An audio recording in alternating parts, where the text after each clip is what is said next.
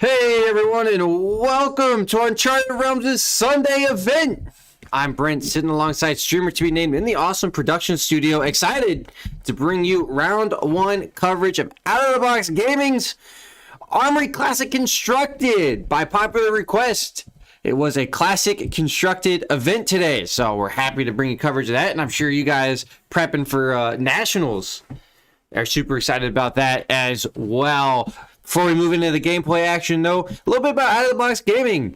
Out of the Box Gaming is a store local to Thomasville, North Carolina. They have in-store play and a marketplace for trading card singles. So if you're looking for those last pieces of the deck, or you want to try out something new, check out Out of the Box Gaming in person or outoftheboxgaming.com. So we're going to our turn one action here. We got Christian on Prism versus Oscar.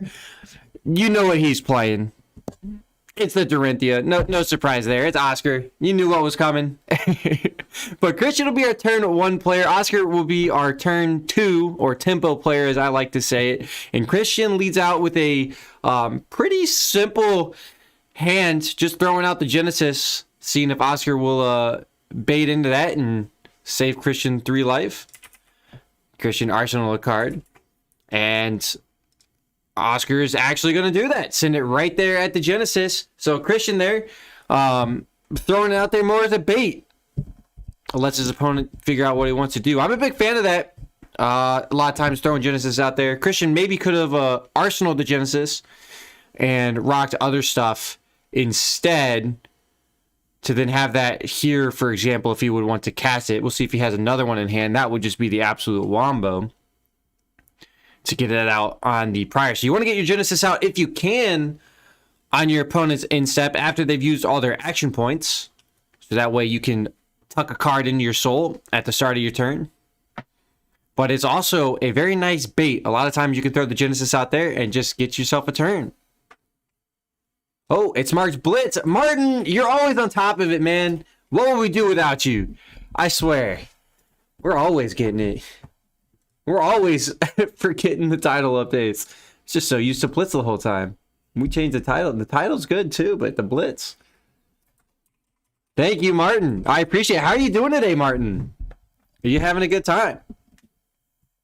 So, into Christian's turn, he double pitched a yellow to play Odorath. That's going to allow Christian to attack with Gogan, because there's a yellow in the pitch zone. He'll come in with the Odorath for 1 and 1. Oscar used his boost there to block it. So 1 and 1 being the Odorath. Whenever a source you control deals damage to an opposing hero, they lose a life. So effectively, if Oscar doesn't block, it would be 2 damage. Ode is a pretty money card for Prism to end the game. We'll see what Christian's actually playing. See if he's playing. We know he's not playing super aggro. We'll see if he's playing tank or mid range. So far, we don't really have an indication of it, but we'll find that out later. Who do you guys have winning this? I didn't really ask. I'm a big fan of the Prism in Classic Constructed, so I do have to vote for that. I got myself an awesome tank Prism, and not like the tank Prism everybody says is like tank Prism, which is really mid-range, but like a true tank Prism. Or every immovable and every red and yellow defense reaction after that. That is the true tank Prism.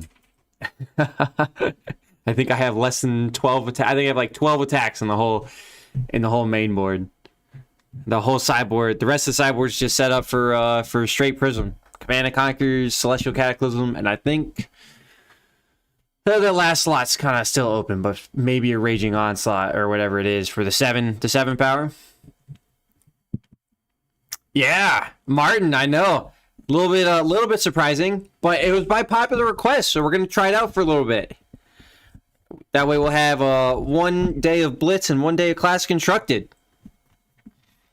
So Oscar over here, as I was yapping, the Steelblade Supremacy and a Courage means that his weapon attacks can be +2, and whenever it hits, he'll draw a card. And the weapon's going to be a free attack. It's going to be free because Courage is going to drop it by 1 resource. So Oscar here, Christian Soul Shielded it, and then Oscar Stroke of Foresight pumped it up to 8. Oscar will then draw a card from Steelblade Supremacy, and will likely crack his boots to give it a go again. That's exactly what he does. Gives it a go again. Remember, it's still going to be +2 and 1 less to swing with it. Steel Blade Supremacy goes to the weapon for the whole turn. Same with Courage. Yeah, we will definitely see. We'll see there, Martin. So far, Oscar's done a good job. Right now, Oscar's going to activate the braces. Still 2 card in hands. And come in the Dawn Blade for 6. I've tested this out quite a bit. But again, more with my super tank look. If Christian will have a pretty good rate today, I would imagine. Yeah, it is. Martin, you're right. So it is going to happen. I don't know if we'll do it. We'll probably still do it in round 5 with the regular prize giveaway, to be fair. All right, so Oscar here coming in. Christian, no blocks. Oscar, overpower, +4. Raises it up to 10. Christian will fall to 28. So, we did agree on the prism, but ooh. Oscar wants to prove us wrong. But Christian does still have his ode to work with, right? Oscar's kind of doing the right strategy. He's just going all gas, no brakes at the prism. If it's a more defensive prism, that's exactly what you want to do. Christian would be very happy for Oscar to take a swing at one of his auras. Just go ahead and end the turn. Effectively, at this point, a swing at a aura eats 4 life, or potentially more. So Christian's turn. He's just going to make a shield. He's going to come in with the shield for 1. Now, Christian here, there's actually the best way to play this against Warrior is when you go to attack with your shields. If you only have 1 spectral shield, you want to start with your aura. That way, if they do Steel Blade Shunt, you don't lose your go again. So here we go. That way, because if Oscar would Steel Blade Shunt the spectral shield, he would not have been able to play this library out because he would have lost the action point because the spectral shield would not have resolved to get go again. So luckily, Oscar though did not have a Steel Blade Shunt there. So if you're ever playing against the Warrior, keep that in mind that if you only have 1 shield, you got to be super careful if you're the Prism. If I have a library in hand, I definitely won't swing with the second shield and just swing with the aura itself. Yeah, I think Martin, he's just trying to push damage. I really think he's trying to go for the race. In my playtesting matches, that was the best option there for Dorinthia that my playtest partner was able to figure out. He just liked to go fast. Pretty much try to get there before the Prism player sets up and really give him a tough time, because if the Prism player sets up with a handful of auras, there's times where they comes into some really awkward blocks. So Oscar here going Steel Blade into Dauntless. Yeah. Ooh. Steel Supremacy back to back. So this one's pretty crazy. This is another great turn on the back of this. Oscar's looking pretty good right now in this matchup. Steel Blade Supremacy going to pump it up by 2 and give it an on hit. He'll draw a card. Dauntless is going to tax the next defense reaction Christian might have. No reactions out of Christian. Well, excuse me. Oscar gave it go again in the reactions. Christian is deciding if he wants to give it reactions after no blocks. Christian still no blocks. Takes 9. Ooh. He must really value this library. And want to get the double yellow is kind of what I see here. Oscar will draw a card. It does have go again, so he can swing in with this Dawn Blade again. The tax is still active, but the +3 from Dauntless falls off. And Oscar's hunting for another counter on that Dawn Blade, which would be pretty spicy. We missed a soul shield. Excuse me. Thank you, guys. They caught it before I did. Yep. You, Martin, you caught it too. I'm over here yapping about stuff, and I can't even claim shields. No, that's they definitely had to get corrected on that one. But they got there, so yeah, that is not not something you could miss. You are correct. You got it, Martin. So you're on top of it today. You're way more on it than I am. Now, Oscar here actually went at the ode here instead of going straight at Christian. I think that was kind of a mistake. He could have drawn another one, but Oscar opting this time to eat the aura, and Christian's probably okay with that, right? Consider it, he just ate 6 damage worth. He ate 6 damage worth on that aura, so that ode effectively put him back up to 26 life. Something to consider. Genesis also ate a 3 attack. Oh, Christian has effectively faded 9 damage already this game, and that's just right. The Prism. They get the shields out. If every shield is an extra point of life that the Prism player gains, and they're Kodachis. All right, so it's definitely more of a mid-range Prism. We see the Celestial Cataclysm on the main board. Christian here is going to function on the Halo, which kind of tells me that he probably has Tome. So if you are playing against the Prism, he did put a light card into the soul, so he'll draw a card.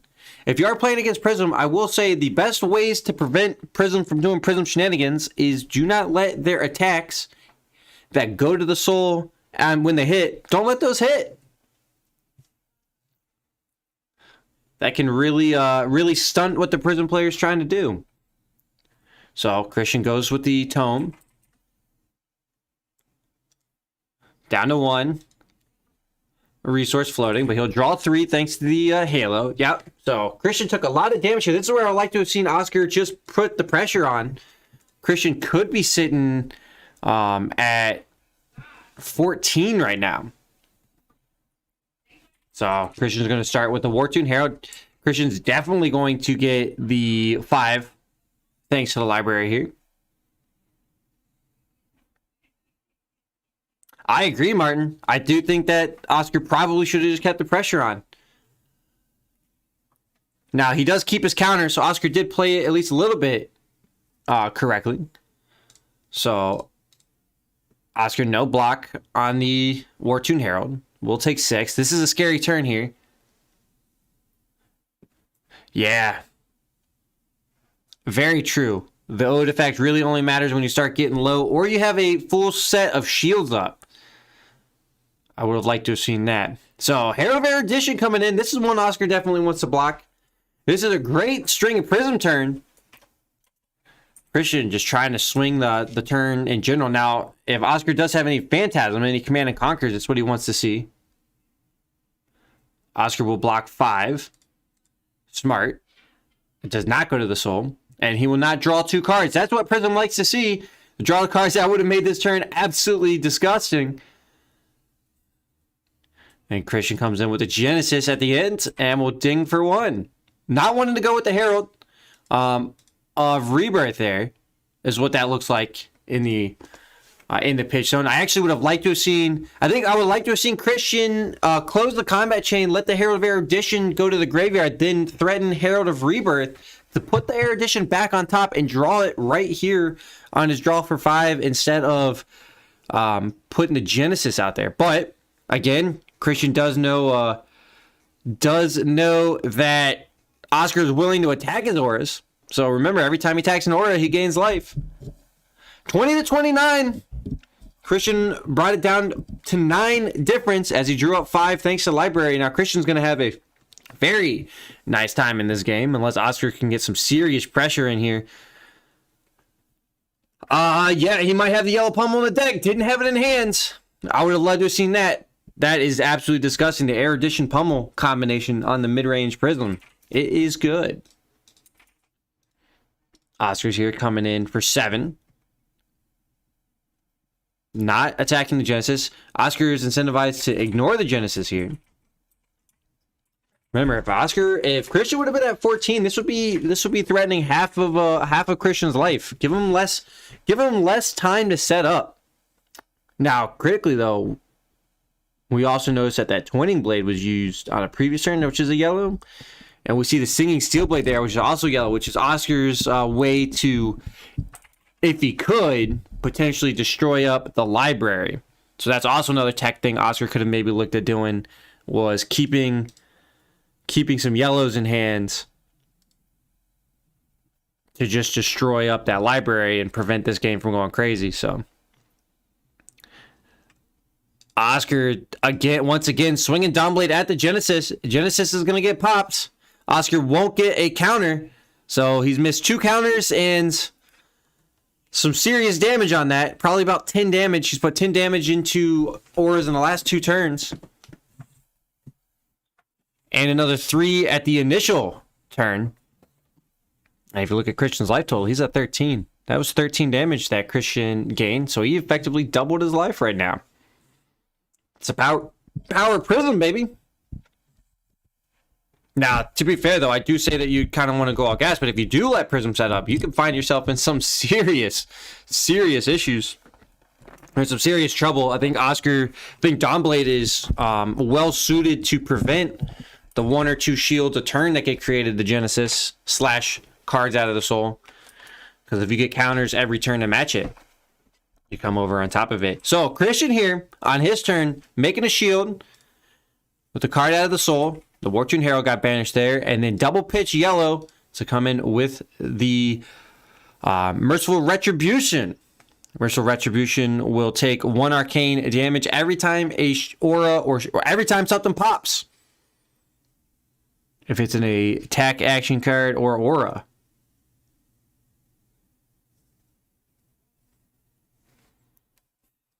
It does also put action cards to the soul too. So if Oscar does pop stuff from Phantasm, it will just feed the soul. Merciful Retribution is a great card. Oscar there, no blocks. Takes the 1. Falls to 27. He uses the... Yeah, no, just... Takes 2, actually. Falls to 27. Christian draws up. Back up to 5. 1 in arsenal, 5 in hand. That puts Christian at an effective 6 cards. Which is absolutely nasty. So Christian here opting, I will say we do have a tech choice here from Christian. He opted to go for the Dreamweavers instead of the Goliath Gauntlets in this matchup. That means Christian tells me that Christian expects Oscar to potentially block with some Command and Conquers or even a Nourishing Emptiness, and Christian doesn't want to find a turn that just gets absolutely blown out by it. Oscar here just coming at Merciful straight away.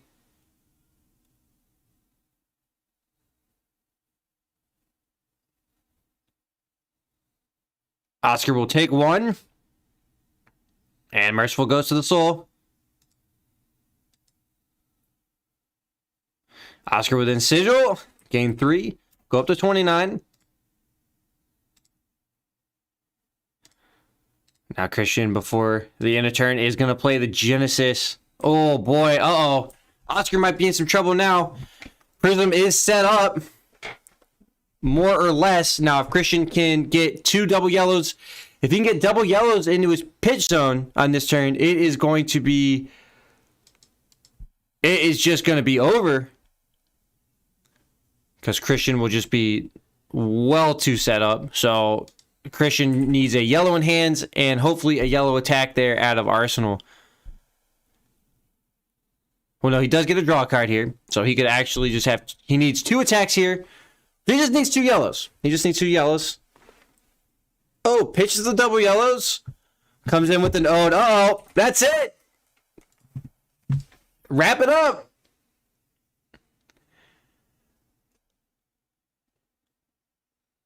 And yeah, Christian will actually get an extra resource from the sigil.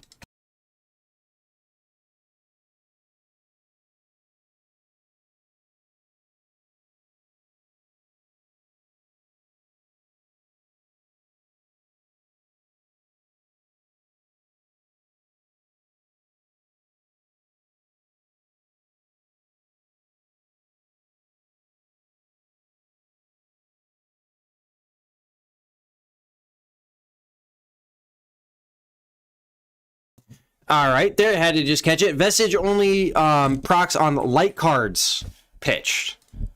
So Christian would not have had an extra resource to make another shield. But it doesn't really matter here. Christian is very well set up now. Oscar could be in some serious trouble. He's going to need a very decent turn. Oscar could have threatened lethal at the prison player, but now he's got just too many auras he has to contend with a turn. Oscar also lost his counters by attacking into the auras. So I think you called it pretty accurate there, Martin. The attack into the Odes and the Mercifuls is what's likely to let this game slip away. Once Christian had the library, you just gotta go all gas, no brakes. Just send it forward. Oscar no blocks, takes 2 on the Genesis. Now it's the Ode coming in. All of these are coming in for 1-1, so Christian's effectively swinging for 8 this turn. 4 plus 4, effectively. Oscar can block ways to prevent that. And not take too much. So not too shabby here. Now we're going to likely just see Oscar get slowly chipped away. Hopefully he focuses on just killing the Prism now. But there is a case to be made if he can destroy the library and kill the Ode. There's a chance Oscar stays relevant in this game. So Oscar is definitely going to try to push base. Going to try to push damage now. Hit and run. Yeah, Martin, I agree on the shunts without tunic idea. I do like tunic. I do think Oscar had the right strategy though with the courage to just pressure damage, but then maybe took a side path, took a side quest on it. So plow through here from Oscar. I love this card. It's great. Your next weapon attack is gain +3. If it's defended by an attack action card, gain +1. It's a on-card Bolden ability. +3. So it's pretty good. If you guys are liking what you're seeing, hit that like and subscribe button. Let me know how you're doing in chat. We'll have a great conversation. You should come join me and Martin here. Having a good old time. Hit that subscribe button if you're not already.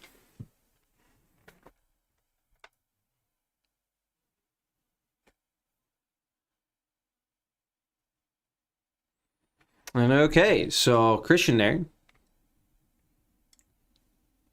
threw out a Arclight Signal. Sorry about that, I had missed it. Threw out an Arclight Signal. Ate the attack in response to Oscar pumping up his Dawnblade swing. So that leaves Christian 2 cards in hand. Remember, he's getting 5 a turn thanks to the library. Christian now with 5 auras total, 3 of them shields, so 3 extra life. Christian is just going to make shields every turn. So that give everything go again. And then potentially, if he's got another yellow to attack with something out of Arsenal here, after all the shields come in, he gets his 5 cards again from the library and threatens more damage. But Christian here is going to threaten 1, 2, 3, 4, 5, 6. 1 and 1. So up to 12 damage potentially this turn Oscar is facing. And Oscar is also staring down 4 extra life that prevent on-hit effects against him on the other side of the field. This game, I hate to say it there, ladies and gentlemen, but this game is wrapped up. And everything except the actual life totals. Oscar will block 2. He'll take 4.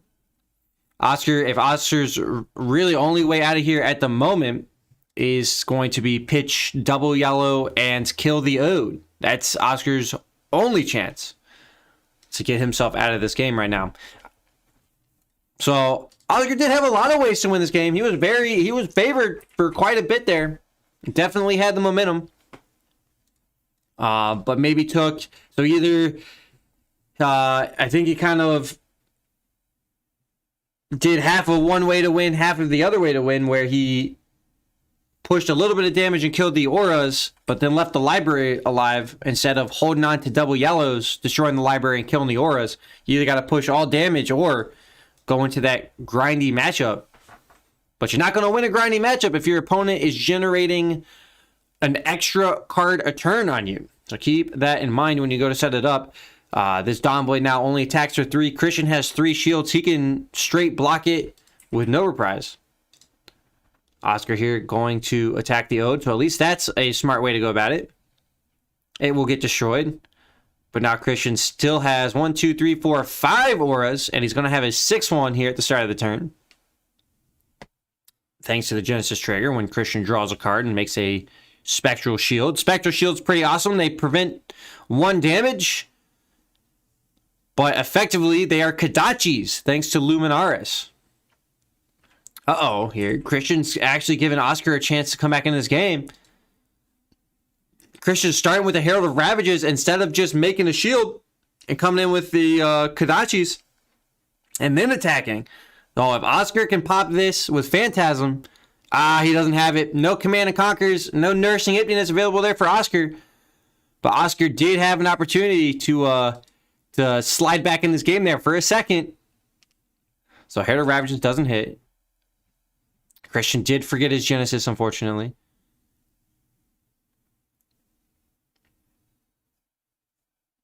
So Christian is going to then make a shield.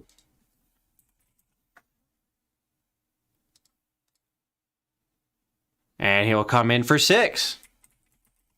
Yeah, he did, Martin. Yeah, he definitely gave Oscar a window. If Oscar had a way to pop Phantasm right there with the Command and Conquer Nourishing, it would have potentially thrown this game all out of whack. And kind of give Oscar an opportunity to hit that Genesis and then start working through the shields later. But unfortunately, just didn't have the right time CNC. Christian here attack with 5 shields. Oscar no blocks, took 5, coming in for the 6th one on the Genesis right now. Christian still card in hand, card in arsenal, which honestly might just be a soul shield or another defense reaction. Christian hasn't needed it. This is the strength of Prism. Now, my Prism is a little bit different than this. Doesn't play all the attacks, but this is probably one of the strongest, if not the strongest deck out there right now. Bravo and Oldhim do a great job kind of countering it, which is why I play more of the tank style. I don't play the Herald of Ravages. I only play Herald of Protections and Herald of Eruditions. Oscar coming in for 6. Trying to push face. Look at the cards, though, available to... Or look at the Spectral Shields. 1, 2, 3, 4, 5. Christian is actually super incentivized here to keep all of his shields alive. Every single one of them. Throw 2 cards out of the hands. Keep all of his shields alive. Proc the Genesis trigger and then make a shield. But Christian is actually going to go no block here. And likely reacts with a Soul Shield. That's exactly what's going on right here. Let's grab it out of Arsenal. Doesn't even trigger reprise. Gets the Soul Shield out there. Oscar's not going to have any resources floating. And Soul Shield will block the 6 and go to the Soul. So Christian going crazy. Whoa, rocking the Reinhardt. Okay. I mean, the Oldhim's pretty decent. I will say that. The Oldhim's pretty good. Bravo's not too bad as well. But nice. I like that spice with the Reinhardt. Let me know how... Keep track of your matches and your matchups. Let me know how it goes. I would love to hear about that. All right, here. So Christian firing off with the tome.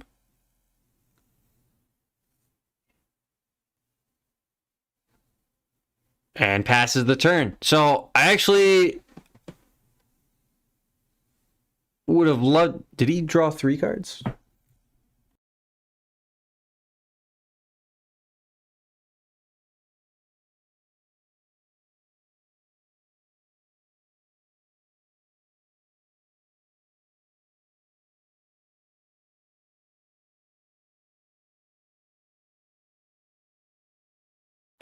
All right, had to double check. I had forgotten for a minute that the Soul Shield went to the Soul after the combat chain closed.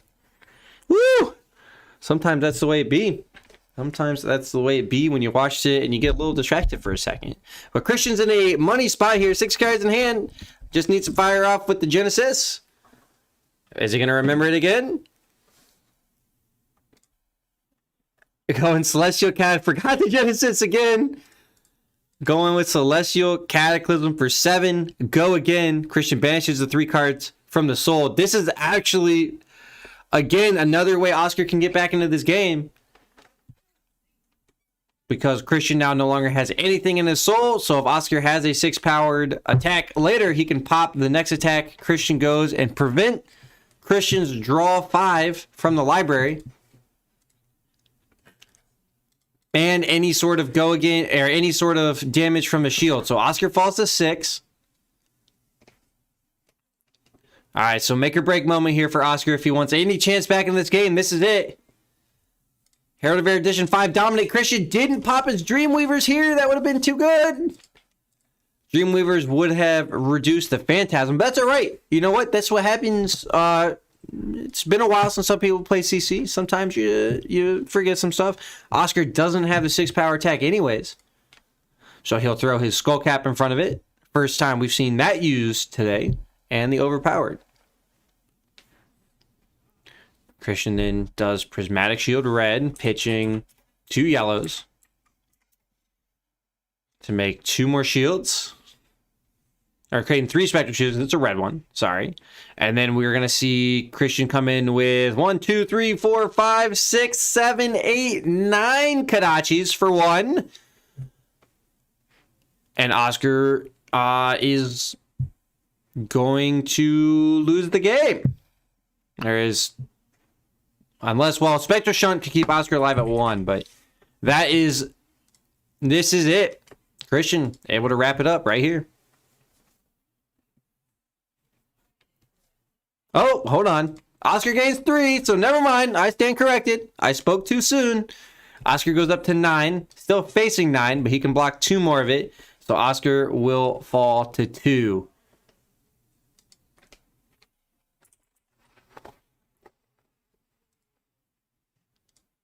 Oscar's just going to block 1. Take 7. And Genesis. Down to 1. Oscar's on a pipe dream here. Needs to work through 8 Spectral Shields. Christian didn't take a single extra damage after he hit 13. Wasn't even threatened for damage, really. 1 attack did it, and over like 3 or 4 turns. Oscar attacking the Genesis. And passes away, but that's it. Well, so not technically it. All Christian needs to do is get a yellow into the pitch zone and swing away with these shields. Unfortunately, Christian forgot a handful of Genesis triggers, so he's going to have to get the cards into his soul in a hard way, or just come in with an attack. Oscar could survive for another turn with a Phantasm trigger.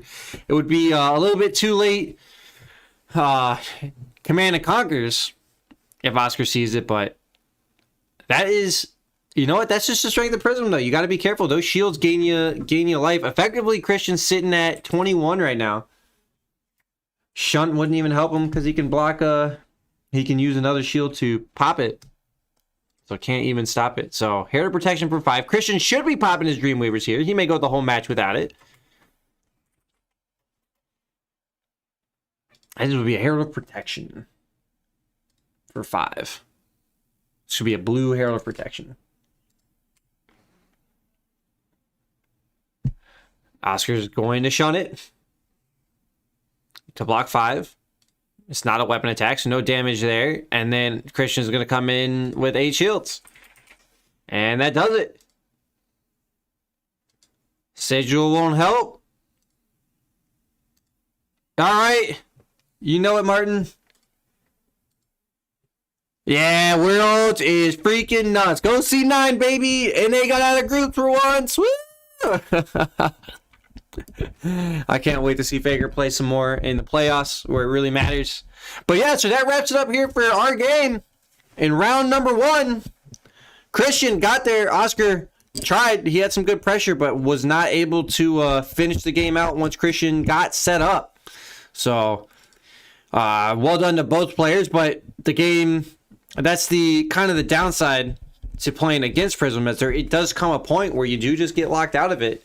And there's not much you can do. Christian got to there while he was at 13 life instead of 0. So that means Oscar is going to fall, unusually fall on stream. Doesn't do it very often.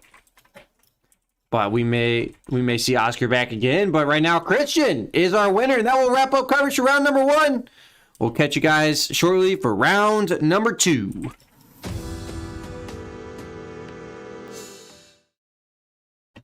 Hey everyone, and welcome back to Uncharted Realms' Sunday event. I'm Brent, sitting alongside streamer to be named. We're happy to bring you round 2 coverage of Out of the Box Gaming's Classic Constructed Armory event. Round number Out of the Box Gaming is a store local to Townsville, North Carolina, specializing in in-store play and a marketplace for trading card singles. Sped through that a little bit because our players are getting into their action. We have Donghee on the Briar, looking awesome with the new Tales of Aria hero. And speaking of Tales of Aria hero, Andrew on the Oldhim. So it's a nice, awesome new matchup for ourselves. So we get to see this probably for the first time. I don't know how many of you guys have been playtesting Classic Constructed or playing a lot of it, but I know for me, this is my first Briar v Oldhim match. And so it'll be fun to watch. Donghee's going to be our turn 1 player. He's rocking a nice, right now, nice looking Arcanite skull cap. Look at that reflection. Woo! That's pretty beautiful. The spring tunic, the grasp, and the new spellbound creepers. Andrew's rocking the crown of seeds, the heart of ice, the crater fist, and null rune boots. Who do you guys have in this matchup? I think Oldhim's pretty strong. But I'm a big fan of the Briar. I love arcane damage. For those that follow along, you know why. Kano, baby. I do think Andrew probably takes this. He is our tempo player. Donghee is our turn 1. Donghee came in Weaver, Ball Lightning, Rosetta Thorn. And Donghee got 2 arcane damage across. That means we'll go into Andrew's turn. 4 cards in hand in the grip. Donghee does arsenal a card. I'm not sure why he has a hammer out there on the field. Donghee does. Oh, it's probably an embodiment token just on the other side, not sleeved. All right. Well, I answered my own question there. He maybe is just trying to flex. You know, got that cold foil hammer and just wants to throw it out. Andrew tear asunder. Next attack gains +1 and dominate. If it hits a hero, they discard 2 cards. Plays comes in with the Winter's Wail for 5 Dominato. 1 card in hand that Andrew will arsenal after this. So this could be more of a control matchup for Andrew and just more of a mid-range look for Donghee. Just trying to push damage. Donghee blocks 5, uses the grass, puts the first counter on it. With 1 card in hand, Andrew will arsenal and pass. Andrew's going to try to arsenal cards every turn to activate the Crown of Seeds ability on his opponent's turn to negate some damage. So we'll see what Donghee chose, a lightning or earth as his main focus. It does look more lightning so far.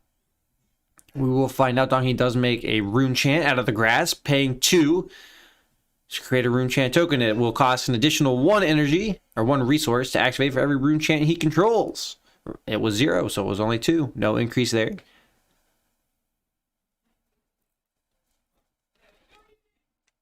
Andrew just likely going to Crown of Seeds the rune chant, but we'll see. He may take a more aggro strategy in here if he doesn't want to get chipped away. He does have 1 arcane barrier that he can also pay into. So Andrew is actually really well set up in this matchup. He's going to pitch a blue every turn, activate Crown, put 1 of it into the shield and 1 of it into the boots to prevent up 3 damage.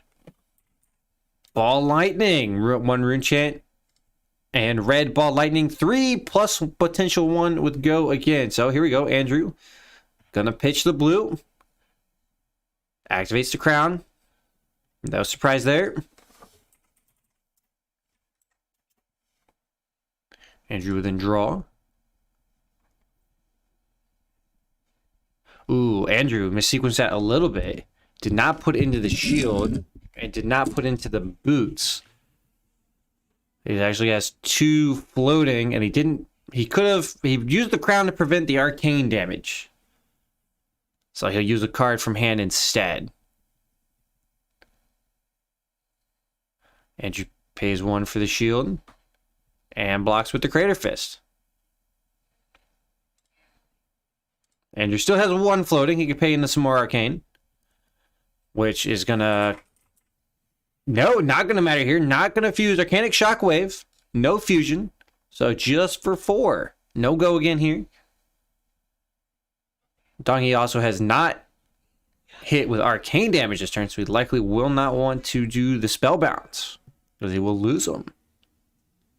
I'm just considering.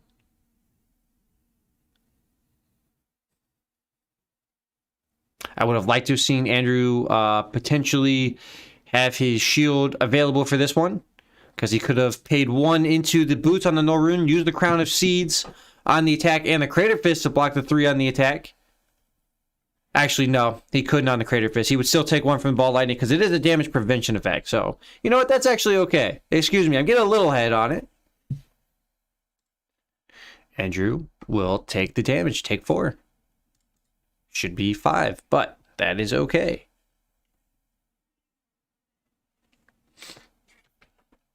Yeah, Ball Lightning, little mystery there, but that's okay. It happens. So, into Andrew's turn, 3 cards in hand. Or, excuse me. Yeah, 3 cards in hand, thanks to the Crown of Seas draw. Will likely just come in with Winter's Wail, pitching an ice and arsenal card. Oh, that looks like an earth card, though. So, no ice on the pitch, but it is just going to be a Winter's Wail coming in. Tell me, guys, who do you have? Do you have the Oldhim or do you have the Briar?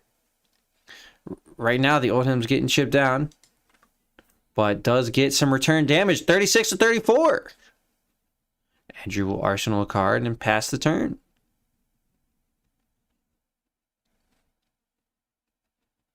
Now he's taking a look through his graveyard, just seeing what he's got. We already seen 2 ball lightnings go. A Weave Earth. Tunic, now active for Donghi, up to 3. So this could be a nice wide turn from him. He has nothing in arsenal. Ooh, Blossoming Spellblade. Does he have the double fusion? Whoa! Well, let's go! Blossoming Spellblade. If it's fused, whenever this deals damage to an opposing hero, you may banish a non-attack action card from your graveyard. If you do, you may play it this turn as though it were an instant. And it would be banished after that, after you play it. When you attack with Blossoming Spellblade, if it was fused, deal 1 arcane damage to target hero. So Donkey could potentially get a lot of value here. Andrew, though, will definitely pitch to either the arcane or the shield, or to the crown, excuse me, to prevent this damage. He does not want this to hit. You don't often see Blossoming Spellblade get double fused. Or actually get fused at all, excuse me. It's hard to get the double without a pulse. Andrew pays in the Arcane Barrier. And then Seeds. Puts a card under. Draws a card. Prevents the damage, so it needs to block 5 now. 1 into the shield. So he's blocking 4 total. Andrew will likely then come out with 2 cards.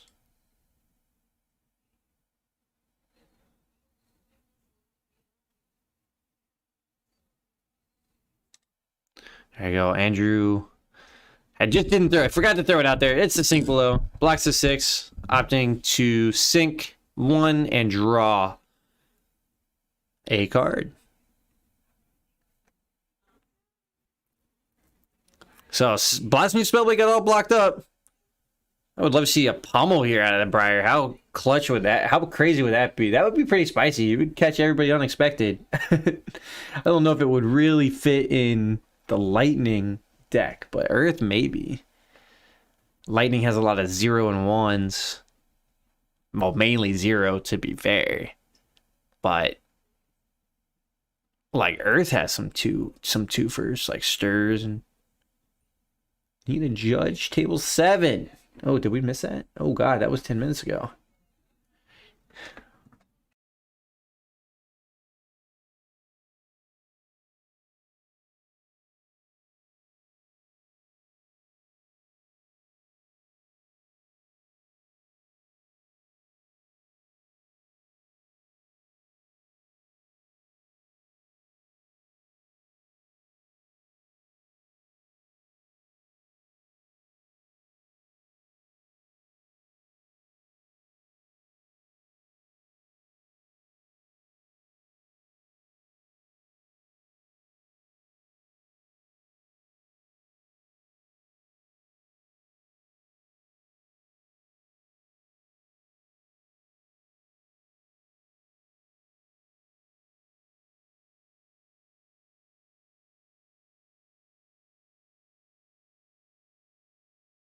We're back. Had to handle a judge call. Sorry about that, fellas. Sometimes it goes down that way. When you're the judge, it kind of grabs you different ways a couple times. But anyways, Andrew here coming in with the hammer. No blocks here because it was not pitched to ice. And then Andrew will sigil. Gain 3 life, go up to 37, and Arsenal pass. So all of him doing his chippy away business. Doing his blocking up shenanigans. Doing his damage prevention. Donghi, though, going to try to come up over the top. So Weaver, so it's a definite mixture on Briar here. Not a direct strategy. I haven't seen any Bramble Sparks. I haven't seen any Stirs yet. I would love to see those cards. Bramble Spark, I think everybody sleeps on the fact that Bramble Spark can fuse and gain +3. So you can effectively, off a Bramble Spark, gain up to 4 extra damage on 1 non-attack action, which then also enables your Thorn. But right now, Donghi's going Weave Earth into a Vela Flash. Vela Flash fused. Should be an attack for more than that. Oh, it's a blue Vela Flash. Excuse me, that's why. I was trying to do the math. Math's not the strong suit over here. That's because I'm a Kano player. We just throw cards. Andrew's going to start with a Crown of Seeds. Now, it wasn't a blue that he pitched, so doesn't have any extra to go into the shield right now. Andrew will just block 3, 4 total with the Crown. Go to reactions, and we'll take 3 damage.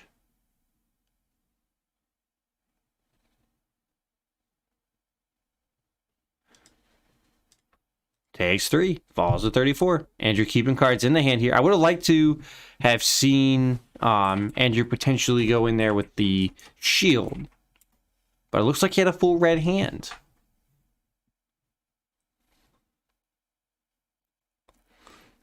Donghi does not have a action point at the moment, but he does have the ability to play a non-attack action. Oop. Muted myself there. Does have the option to play non-attack action at instant speed to generate Go Again, which will then also create an embodiment of lightning. We do have a Weave Blue Weave Lightning. Give the next attack less lightning or elemental attack +1. If it's fused, that attack gains Go Again. Oh, Lightning Surge. We'll have Go Again. I believe Donghi still has a card in hand because I think that came out of Arsenal. The double Go Again won't generate him an extra action point, but I could be wrong. It did come out of Arsenal. So great turn here from Donghi. He's going to be able to swing in with the Rosetta Thorn as well, or he could potentially opt to not press 4 damage and instead Arsenal a card. We'll see what Donghi prefers. So Andrew over here throws a Crater Fist for 1, and then Sink Below, sinking a card. Leaves him 2 cards in hand. And so Donghi's at least going to get 2 damage here. Yeah, so it wasn't electrified. Donghi definitely had the opportunity or the options to arsenal that card and set up a future turn, but instead Donghi taking the line of push damage. So 2 arcane, 2 physical. Andrew prevents 2 on the arcane barrier thanks to Heart of Ice. And then throws the shield in front of it to block 1 with the remaining resource. And alas, takes 1.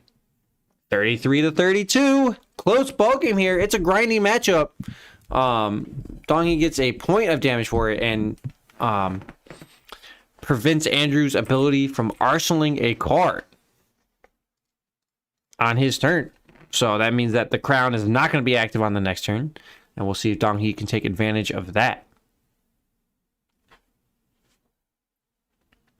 Donghi's considering how he wants to block this. This is ice fused. So Andrew will generate a Frostbite because Donghi's going to block for 3. Take 1.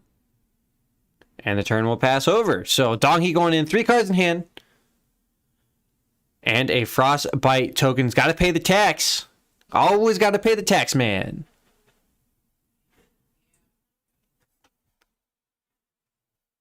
So we'll see how Donghi navigates this extra tax with the fusion cost. Remember, all these lightning cards are usually 0 cost.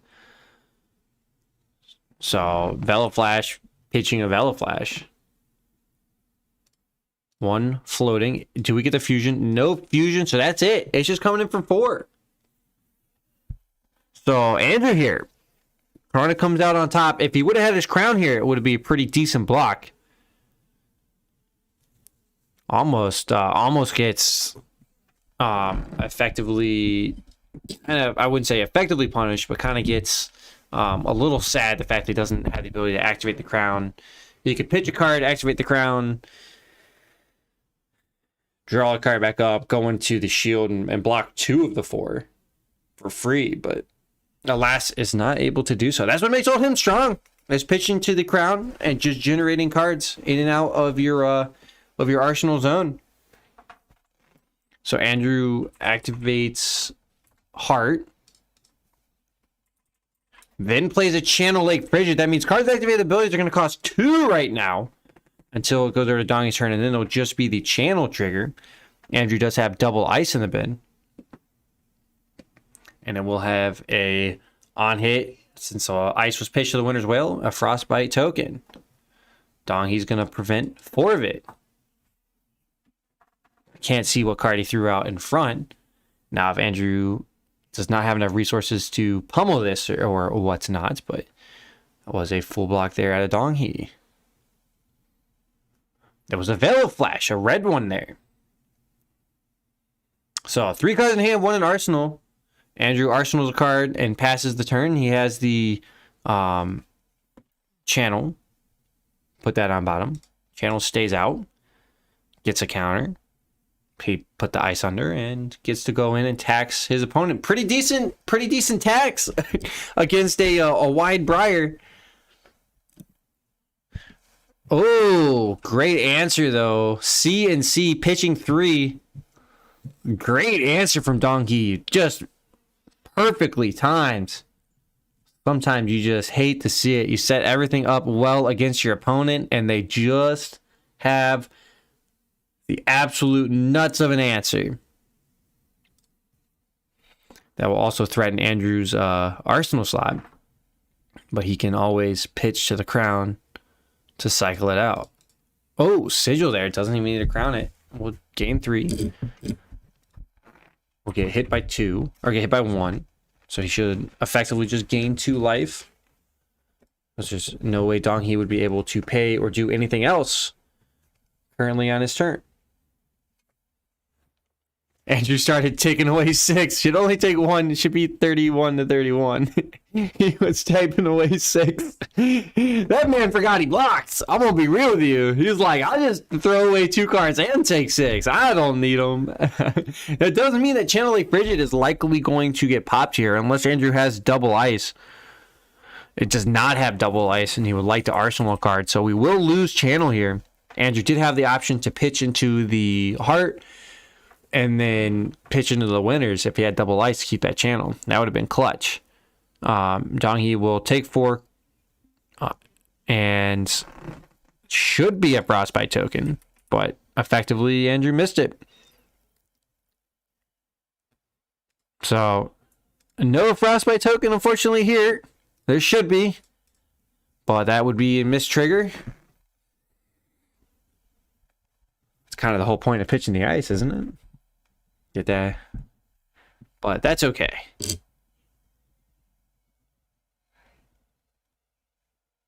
Donghi gonna give it back to him. Okay, all right, that's fair. Didn't have to do it, but hey, good stuff. Donghi pointed it out himself. Technically, it falls under the missed trigger category there by Andrew. And then when caught later, his opponent will get the option to revert and put it back on the chain. So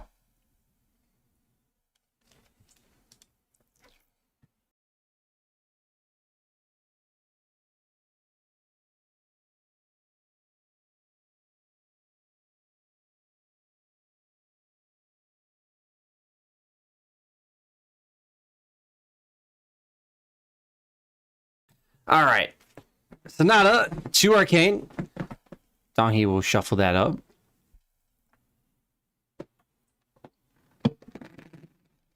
Andrew will take the 2 arcane. So that was Donghi making the most of this tax as well.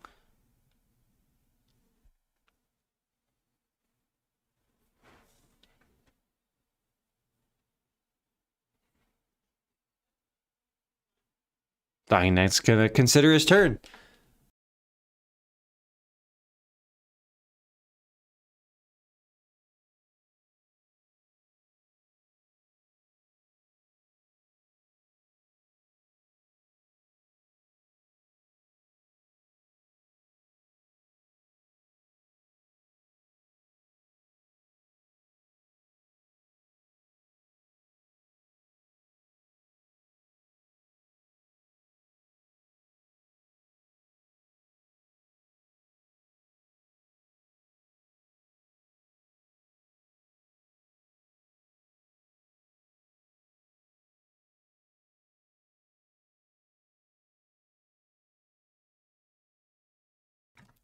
All right, so there was a little judge question there from Donghi, but we got that answered up. Sorry for the.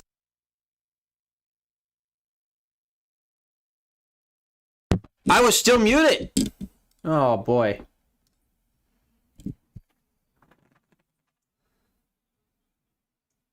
Sorry about that, guys. I was hard. When did I mute myself? I don't know. He heard me, so must have been. Your Discord was still unmuted when you said that. When I said about this, oh gosh.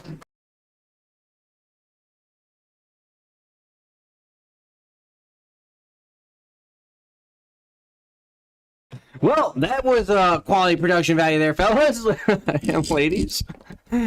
Sorry about that. So Donghi there may or may not have a card in Arsenal that does not have a target. I hope he didn't put Tome in his Arsenal. That'd be a little rip if he did. Tome of Harvest in the Arsenal would be a little rip. A little bit accident there. Donghi here coming in with Vela Flash, Fused, Weave Lightning, and then Arcanic Shockwave, no fusion for 6. Thanks to the pump up from the Weave Lightning. Doesn't have Go Again. We do have a Tunic mana floating, but there's no Go Again here. Andrew's going to consider this. Yeah, sorry about that, guys. That took a long bit on that turn. We got a very grindy matchup here. Welcome to the Oldhim and Bravo looks. Andrew, though. Ooh, so Donghi moves it in the turn. Andrew is going to go ahead and make some Seismic Surge tokens and get an attack.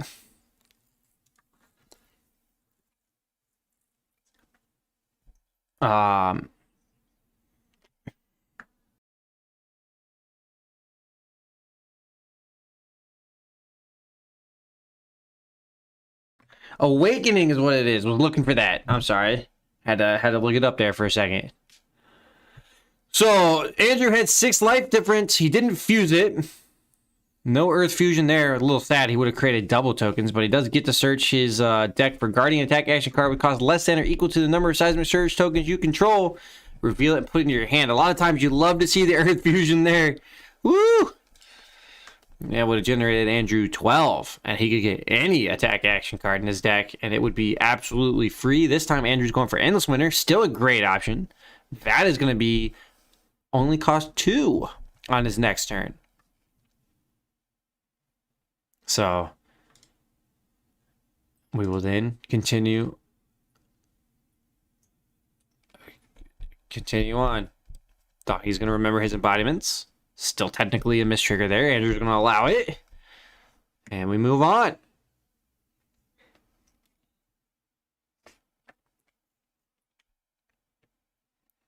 Donnie draws 4. Andrew going to try to function off 3 cards in hand. 6 Seismic Surge tokens that pop right now. As we go into the Oldhim's big turn.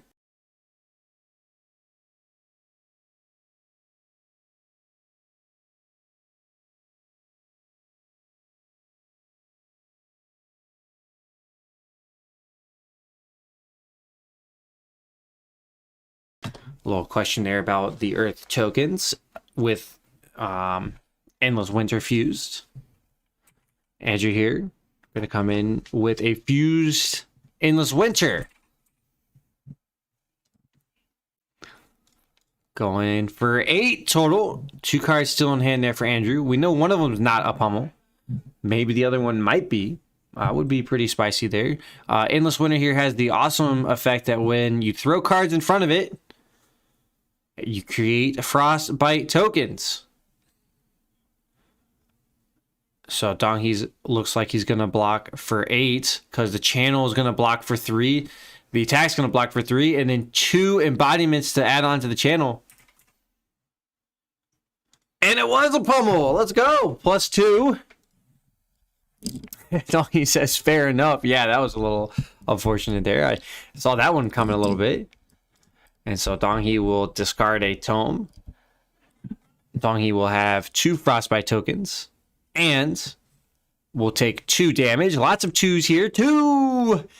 And Donghee will also create frostbite tokens when he activates abilities. So he is just going to pass the turn. No surprise there. So frostbite tokens go away. Endless Winter's ability goes away. And Andrew got himself a tempo turn. 2 damage to the positive on that. There was a little question on him if Andrew's going to fire away with an instant. I wonder what he has then, maybe. Opted not to.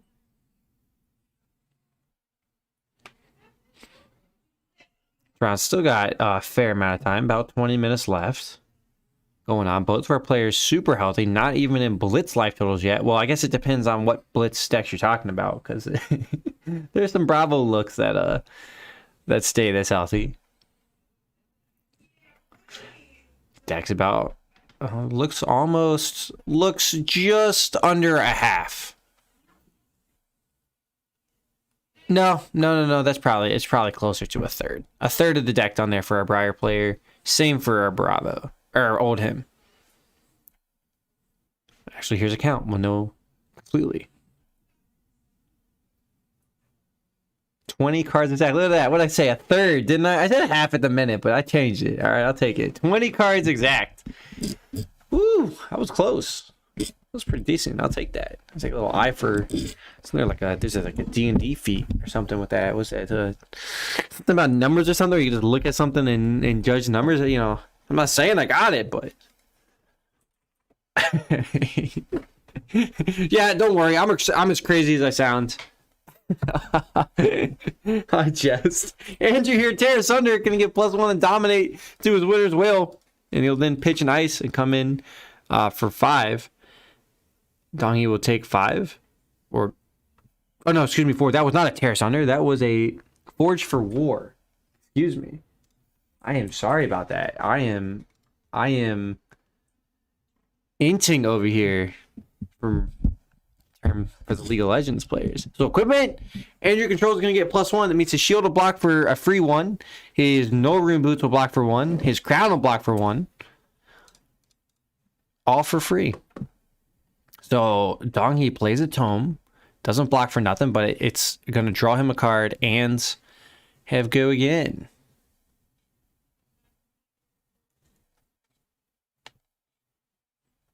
Now he's considering it. He did have to pay the tax man, which is why he had to pitch for it. He'll create a rune chant. Effective use of his resources. I like it.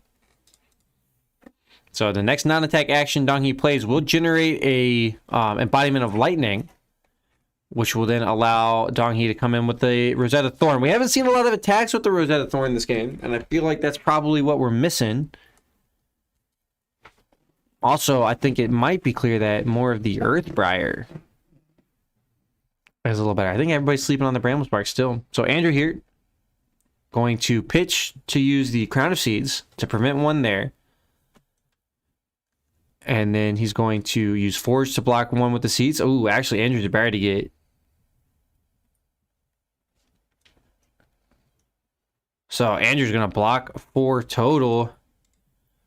2 off the shield, 1, 2 off the no rune boots and the crown. And the crowd damage prevention is actually still active, to be fair. So Weave Lightning is going to close the chain. So we'll have Lightning Surge here coming in for 7. And Embodiment Lightning is going to give it go again.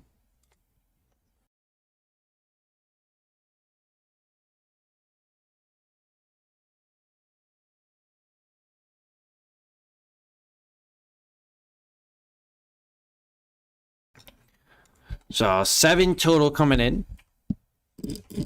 And we do have 1 damage prevention available, and it's a new combat chain. So Andrew can just throw him right back in there and block him up. I feel like Donkey probably should have just sent the attack without the weave.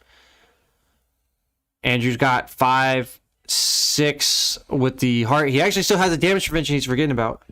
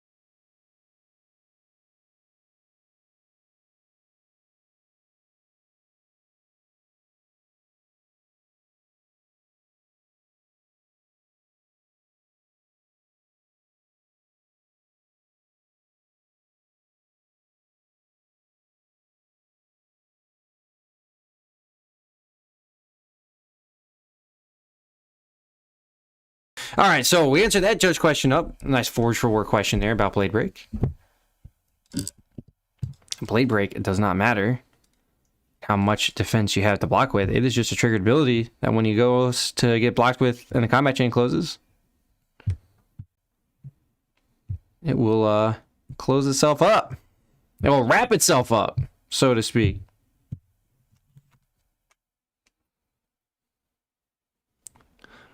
So Donghi then gonna continue on with the churn thanks to that having go again.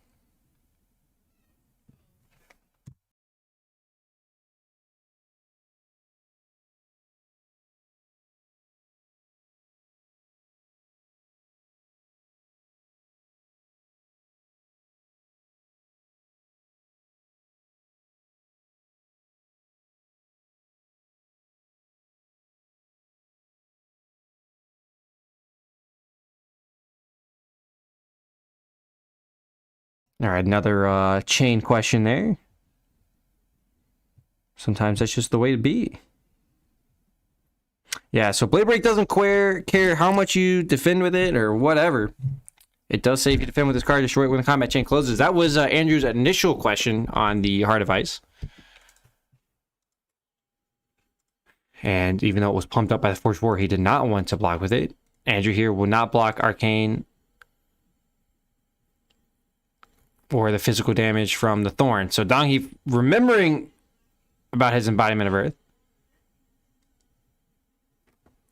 And Andrew will allow it to happen. All right. Well, we get there. It was a little bit of a messy turn, but we got there at the end of the day.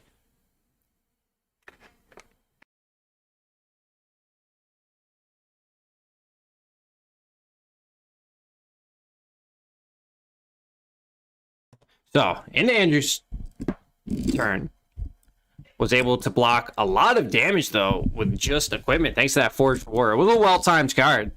You know, we said Donghi had some of the well-timed Command and Conquer, but Andrew had just a well-timed Forge for War that prepped up that turn. Now we see an Endless Winter, no fusion here, so only if its on-hit effect will be active if it does hit. But there is a Channel Lake Frigid out, and is also going to provide Tex. Donghi will block 8.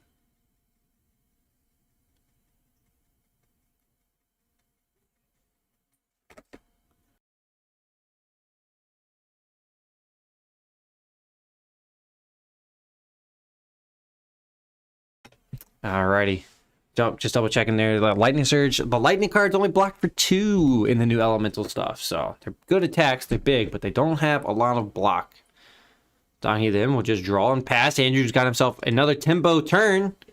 Donkey obviously is not going to be able to pay the tax. The tax man's too deadly. So hopefully, if Andrew's got 2 ice cards in hand, he can keep this channel out guaranteed because he plays the Heart of Ice here.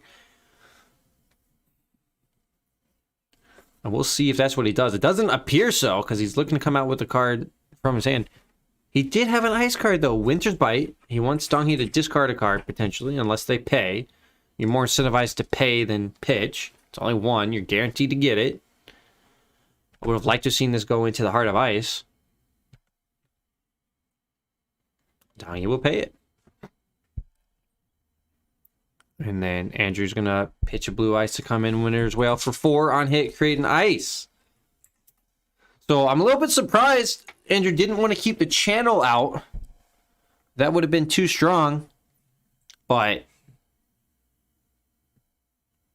pretty much effectively all he would do would be start to deck out his opponent that way. Ooh, actually, Donkey does take the 4, falls to 17, creates a Frostbite token, and that will destroy the channel here. So I'm so surprised Andrew forced his opponent to discard instead of keeping the channel around. That tax against Lightning Briar is just absolutely devastating. But here we go. Tome of Harvest. Puts that on the bottom, and he will draw 3. Some people like the Tome of Harvest. Not a huge fan of it. It is very restrictive. And it doesn't actually do anything for you unless you pitch extra resources to generate value. So effectively, Donghi just traded 3 cards for... Actually, he traded 4 cards for 3 here. He pitched 2, put 1 from the arsenal on bottom, and 1 from the hand. Effectively just cycled out cards and paid a card to do so. Now that is from the Frostbite effect, to be fair. So he did have to pay the extra. But maybe not the best rate. But a good try, so we'll see. It definitely looks good to me though on the cycle, seeing what he had there in the pitch zone. Donghi found himself some damage, which he did not have in the previous hand. So he's able to find a Rites of Lightning, found 2 Rites of Lightning actually, and a lightning card to fuse them. Can only play 1 because it costs 1 though. And does fuse it with the Weave. If Rites of Lightning can get in here with that go get it won't because Andrew's blocking it up, but this could have been a good turn to then come in with the Rosetta Thorn. Andrew though going to be smart about it. Now Donkey also, if it had go again, he could just play the Weave Lightning to generate a Embodiment of Lightning to set up a future turn. But alas, neither of those are going to be the case here because Andrew blocked up the arcane damage with the boots. Then use Crown of Seeds to prevent another damage. Blocked 3 from hand, and he blocked enough. He blocked 4.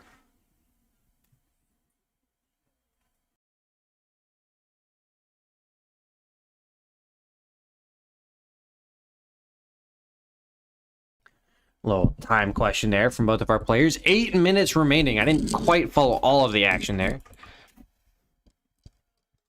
On Andrew's prevention. He mentioned blocking some of the arcane with the other one.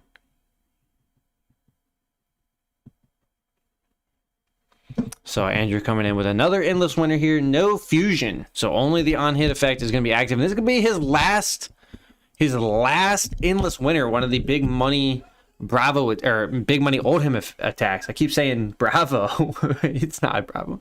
It's a Guardian. Donghi also calling the same thing out, says, I believe it's the last one. So he'll block 6, take 2.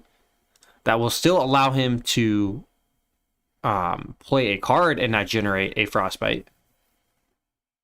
And actually, Donghi gets a free activation. Donghi just takes a Tunic for 3 and passes. So Donghee will draw 3, leave that one in arsenal, and we'll go over to Andrew's turn.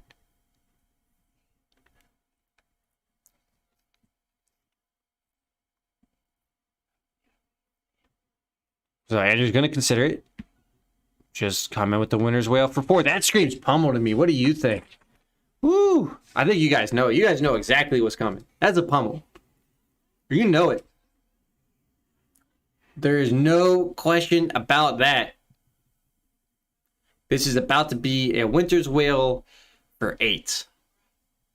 Well, Donghee blocks 3, takes 1. And there's the pummel. Up to 8. You can... I can smell it. I can smell it coming.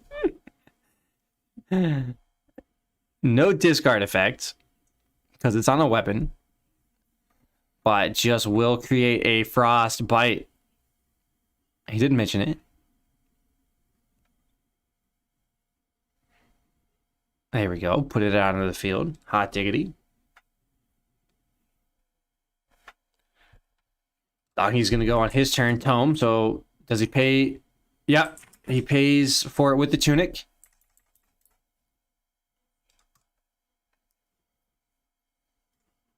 Missed. Whiffed.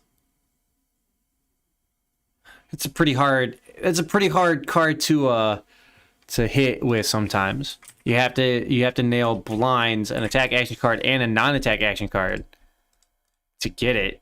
It was a good try though, right? It still enables a potential non-attack attack action card to do it. I do see 2 lightning presses in Donghee's pitch zone. So it's I'm very interested to see what he has in the arsenal. If he didn't have an attack that he just wanted to pump up, if he has a 1-cost attack in his arsenal and then could have just double lightning press, that would have been kind of nasty, to be fair. But Andrew was able to block 1 of it, take 1. Got a 14-10 ball game. We're about 4 minutes out. We did take a slight pause, so they will have a minute extension on that one. So call it 5 minutes. Ooh, Andrew here. Oakenold, no fusion, pummels. Up to 4 more. So Andrew or Donghee will take 4 and discard a card, leaves him no cards in hand. And then Donghee will just draw up. We may see Andrew close it out. The tempo of the game is definitely increased here at the end. Oh, Red Glacial Footsteps dominated though. Let's go. 10 dominate. It's a great way to do it against Briar. He usually only blocks for a handful. Now Donghee does have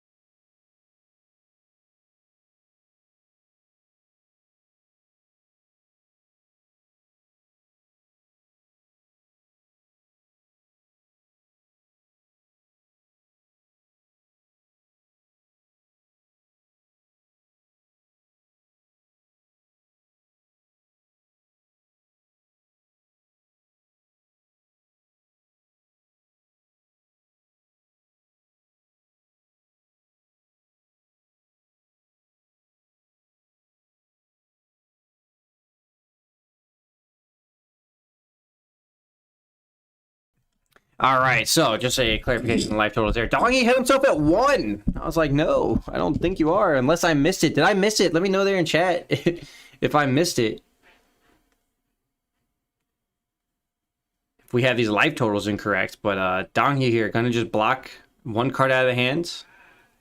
Gonna block for 3. Maybe he has a defense reaction though, finally. Throws the skull cap in there right now. That would keep him alive. He would block 5 and take 1. Andrew's got 1 card in hand, no floating. So Donghee will block 5, take 1. Or excuse me, go to 1 after taking 5. And we are so close yet so far away from this game ending. So we'll see if Andrew can get there. Donghee still has his Spellbound Creepers he hasn't fired away yet. Oh, see, it was a Weave Lightning in Arsenal Zone. Oh, what a rip hand that Donghee had. He had a full grip of non-attack actions. Yeah, Andrew just tried to cast a Blizzard. Can't do that yet. Has to wait for the attack. Donkey goes Weave Lightning in Arcanic Shockwave with Fusion. There's a pulse. Now Andrew's gonna play that Blizzard. 1 Arcane's coming at Andrew. And 7 physical. So 8 total. Andrew is incentivized to maybe take a lot of this and come back on his turn with a whole bunch of cards because we are 2 minutes away from this ending. Andrew's going to force him to pay 2 before we get to the resolution of the Arcane. So now the resolution of the Arcane's coming in. We'll see how Andrew navigates the Arcane and the physical. Likely pitch a blue. So he'll likely just keep doing the hammer business, which will eventually deck or get enough tempo to find that last damage against Donkey. But does he have enough time? We're under a minute. Under a minute here. So Andrew, no blocks there. Yep, takes 7. Takes 8 total. Oh, he didn't block the Arcane, right?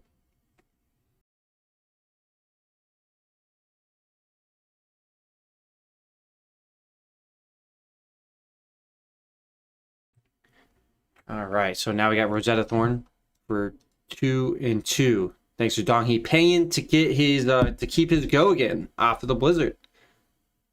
Andrew will take 4, fall to 2. So this could be it.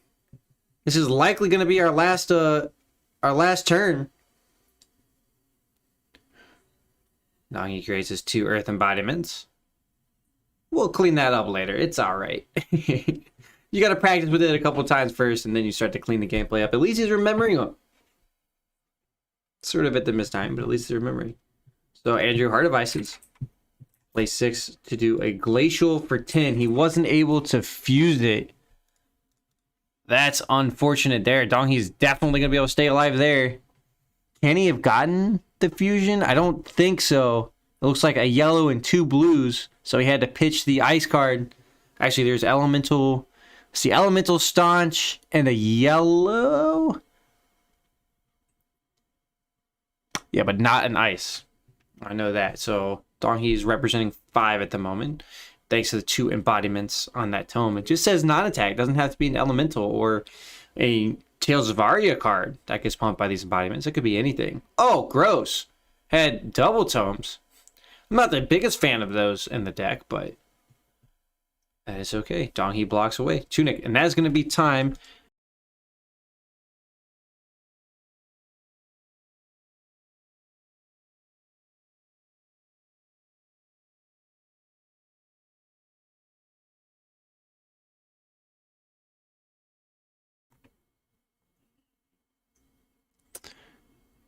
Unfortunately, that was a... Oh, sorry about that, guys. I left a stream. Oh, that's okay. Or I just am terrible with the buttons here. Yeah, unfortunately, time came down in the middle of Andrew's turn. I almost missed it. It clicked away. I called it away. Don't want to cheat either player. So Donghi will have just these cards to work with to find 2 damage. And Andrew was unable to finish out the game himself. So Donghi gonna try to come in for a Rune Chant and Rosetta Thorn.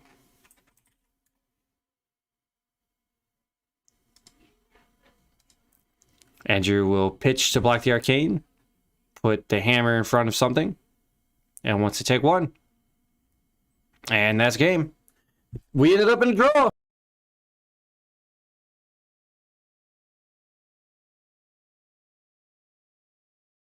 All right, that wraps it up here for round number 2. It was a slow, grindy one. I hope you didn't go nowhere or fall asleep. It was definitely back and forth. It got close down to the wire. It just took a minute to get there. So that wraps up here in round number 2. Round number 3 will be coming at you shortly because that was time.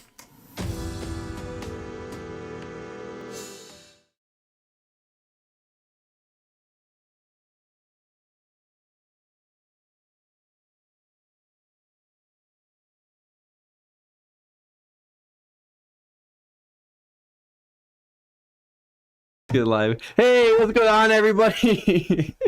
I'm getting a lot of pressure from the producer man to keep the ball rolling. You know, the time doesn't stop is what I'm hearing. But anyways, John is super ready to give this giveaway a shot. So just a couple seconds left to get in there, but I'm sure you guys are already in there on YouTube. Before we get started, if you see your name on the list, hit that like button. That way we know that you're ready. The 3 people. Oh God, if Andrew. Oh boy, I'm gonna let this man do that. Can we? We're just gonna re-roll it though if he wins. Oh, I don't know about that. Ooh, that might be. I'm just messing. I jest. All right, if you don't see your name, speak now, forever hold your peace. And I'm gonna hand it over to John. Good luck, everybody.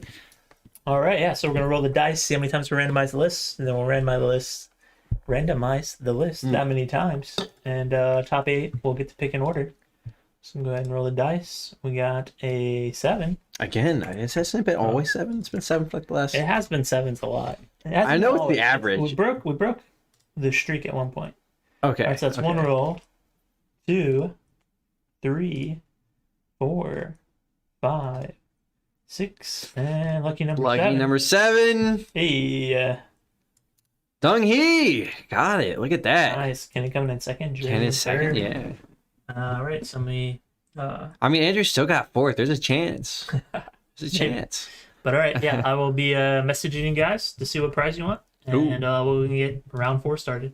Speaking of prizes, next week's the Met. Oh yeah, true. Keep an eye out. Next week and the week after. Yeah, Andrew's still getting there. All right, guys, we'll catch you guys back for round number 4.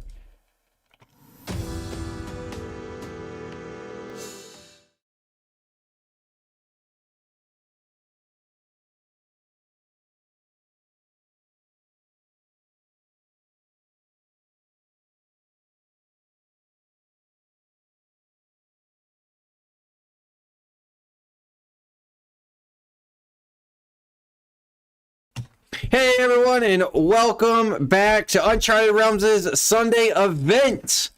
There was a little bit of hiccups in the games there, but I'm Brent, alongside streamer to be named in the production studio, excited to bring you round 4 coverage of Out of the Box Gaming's I almost said Blitz, but this is Classic Constructed Armory event. Sorry about that. Yeah, we got Christian on the Prism against Jeremy on the Lexi here. So some awesome matchups today. We're going to see a wide variety of takes on champions and heroes. So this is pretty awesome. We missed a round 3 action there due to some unforeseen circumstances, and that was a Prism v Prism that we unfortunately weren't able to complete on the coverage. But you know what? It was what it was. We gave it a fair attempt at it. They weren't able to do it, but that makes me super excited to see this matchup. I would have Prism winning than the other one in the Prism v Prism. So then I'm going to carry that vote over, since we didn't get to see it happen, into I want Prism to win. I may be greedy, but Lexi looks good. Oh, Martin, just in time. No, you didn't miss it. We decided that we are going to push the golden ticket to after the event, so that we can make sure that the ticket count is accurate. We had a couple last minute tickets to get in there and make sure everybody gets their bonus. So we'll do that in an actual video itself. That way, if you want to go rewatch the golden ticket video, it'll be its own little stream video. So it'll be pretty awesome. How the League of Legends game go there, Martin, though? So we got Christian and Jeremy.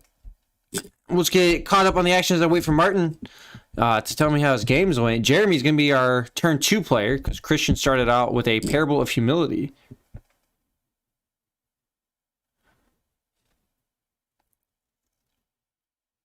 Oh, hold on. I was a little bit unsure what's going on. Yeah, okay. Yeah, Jeremy just hit down the Parable, and away we went. Christian opting to pay instead of discard. So, yeah, sorry, I got distracted by League of Legends. League of Legends is a great game. Clash last night didn't go well for those that play in the World's Clash brackets. It's pretty madness of four whole games. You have to wait for everybody else to finish too. It takes way forever. You know, it doesn't take forever. These classic constructed rounds, they're actually pretty reasonable at 50 minutes. But compared to the Blitz, they do sometimes take a minute. But yeah, so for the other golden ticket giveaway coming in after this match, it'll be a couple minutes. We want to verify ticket count and have a few last minute alibis on some tickets. And then afterway, we'll watch out. I would just say that there is going to be a whole bunch of tickets for one guy because a new player came in and a new player got into the game and just happened to get in at the right time. Might find themselves with a very free or very nice calling ticket. Uh-oh. I see your response there, Martin. Oof, little rough. Christian, Herald of Judgment here. Coming in. If Herald of Judgment hits, put it into your soul, and the defending hero can't play cards from their banish zone until the end of their next turn. Not super relevant in the meta anymore. Due to chain falling off. I've actually just proceeded to cut all of my Herald of Judgments. Jeremy here, not worried about the banish effect there. Took 6. And is going to allow Christian to hit there to the soul. I will remind everybody, a great way to kind of neuter what Prism tries to do is try to prevent them getting cards into the soul. Super successful when Prism does not have anything to work with to make shields give stuff go again, or provide extra value on protection, or allow Celestial Cataclysm to go off. So Martin went 0-3. Oh, yeah. I mean, I saw that earlier, just rocking back onto it. Oh, I've been there, though. Been there, done that. It sucks. 0-3 on the games. Oh, yeah. That's why I just play like a Annie or something nowadays, where it's just like, all right, my team can be doing horrible, I can be doing horrible, but I'm just going to CC everybody up. And speaking about CC, Jeremy's coming in with Flesh and Blood's awesome CC. He gave Jeremy a Frostbite token, thanks to the Lexi face-up, and then went Weave Ice into Channel Lake Frigid, and Christian wants to action on prior to Channel Lake Frigid here resolving. This is a pretty scary control turn. What do you think there, producer man? I'm getting some hardcore, I'm getting an ice look. The cold shoulder. That's a pun. No, I'm kidding not.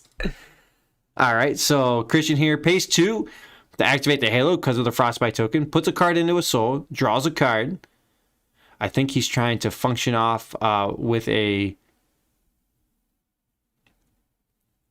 tome. Yep, exactly. I think he's going to try to tome here into some sort of defense. Decided to take the TF. Nah, yeah. Go-Kart Q is just not going to get there. You do need some teammates. It's a great champion, great hero. But you do have to have some good teammates to kind of follow up on top of it. It's not just like you can blow somebody up yourself. You can chunk them pretty hard. All right, so Christian functioned away on the tome and the helmet. Cycled out some cards, got some cards, pitched for some cards, and then passed it back. That allowed Frozen Channel Lake Frigid to freeze up. And then we got a Poison the Tips into a... I didn't catch it. Blizzard Bolt of Style Blue. So, pump...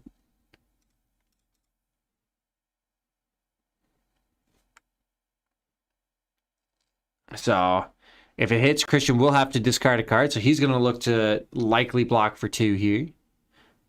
Remember, any defense reaction abilities are going to cost him an extra 1.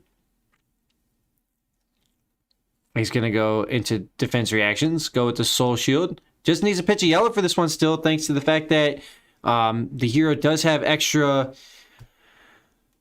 Does have the Vestige is active, thanks to cards going to the Soul this turn. So Christian just needs to throw a yellow at it.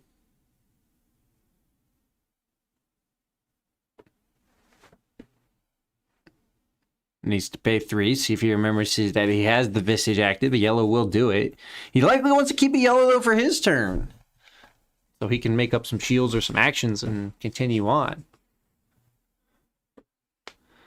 Yeah, Channel is pretty pretty crazy. And as Christian points out there that we can hear, there's an ice card there in the pitch zone. So that would be a healthy, that would still be a remain frozen, no thawing out on this lake here at the end of this turn. Not the hugest fan of amulets. We do see amulets kind of popping in and out in some decks. I do think that they will eventually just get cut out. Yeah, Christian remembers his vestige there, so he does generate 3 with the yellow pitch. That allows him to soul shield it. Soul shield moves to soul, and that will leave Christian with 2 cards in hand to fire off on this turn. So he can come back in with the big attack. Lexi's going to have a little bit of problems. They usually don't run the Command and Conquers as well. So we'll see what Jeremy has in his deck, but there could be a problem here with popping a lot of stuff. Oh, not even worried about popping here. Celestial Cataclysm. Christian does have to fire away. Ooh, actually he had 3 cards in hand. I'm sorry, I miscounted that. Banishes 3 cards. The sad thing is he did have to pitch for that. And also, if he's got another 2-for on the card in hand, he can't play that thanks to the channel. The channel does a great job just restricting up turns. It's madness. But we got Martin the mid laner in chat. That's going to be the new nickname, Martin the mid laner. You're talking to a whole bunch of mid laners. You got soon to be named over here, loves Katarina. Gets in on the Shunpo action, throwing the knives. Always throwing daggers, mainly staring daggers, actually, to be fair. That's what it is. Gets real thematic with it, you know, just that's that's just what it is. Me, I'm a big Annie, Galio, Oriana type of stuff. And that's pretty much just my my kind of go-tos. Anivia lately as well. Ooh, the War-Tuned Herald, there it is. Did not have the 2, had the 1 in hand. The 1 cost attack. War-Tuned Herald's pretty money. Comes in for 6. If it hits, put it into your soul. It's nice cheap way for Prism to kind of go at it. You see a lot of times it's do well for Prism to be able to just pitch a yellow, give it go again, and or their buyback an action point. Martin is a jungle main. Oh no. I can't use my tagline now. I'm sad. It took a lot of effort for me to come up with.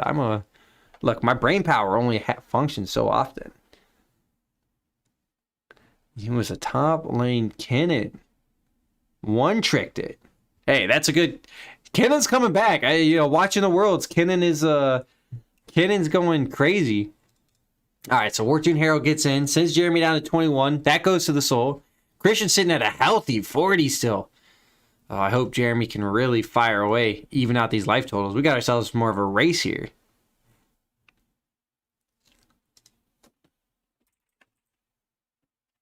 So, I like it, though. What are you playing in the jungle there, Martin? Let me guess. Hold on. Let me guess here. He plays the TF.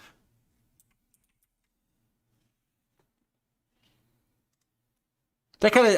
I'm getting the impression you play like the Amumu in the jungle. Like an AP tank sort of thing. Or Kane. Everybody plays Kane, though.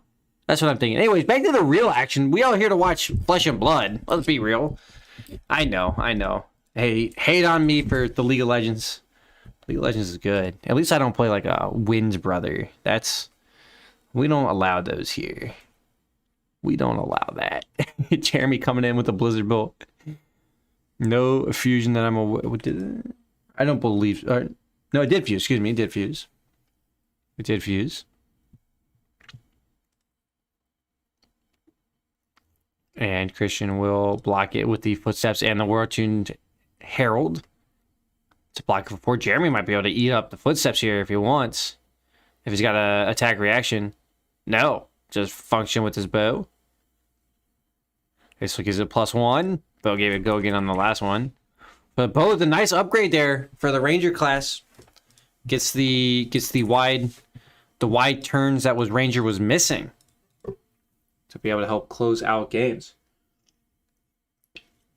Jeremy obviously did well. He's sitting up at table 1 in rounds number 4, so he was killing it throughout this event. So Christian will take the 5. The combat chain was not closed thanks to Voltaire is an instant.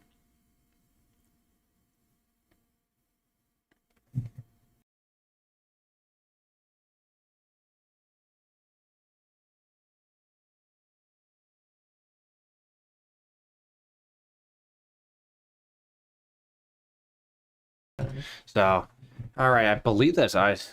Oh, I can just look over there. Yeah, it is. All right. I was double checking. I had to make sure I wasn't just feeding crap.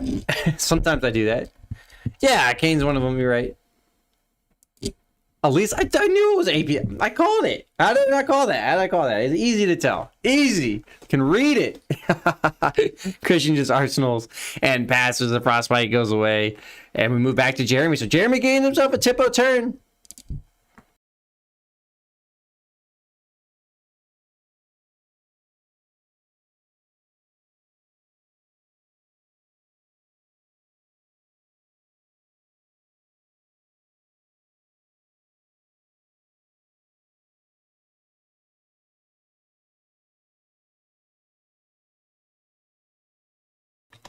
All right. Yeah, the channel was still there, and Christian had a frostbite, so didn't want to fire it away. I'm getting a little too crazy with the League of Legends. But I love it. It's a fun game. It's a fun game. But, you know what's more important is a classic constructed that we're all here to watch. Channel was at 2. I had missed the double ice pitch. Jeremy's coming in here. Oh, God, I can't see that one at all. But it is 3 go again. So the bow gave it go again, and it's 3 coming in.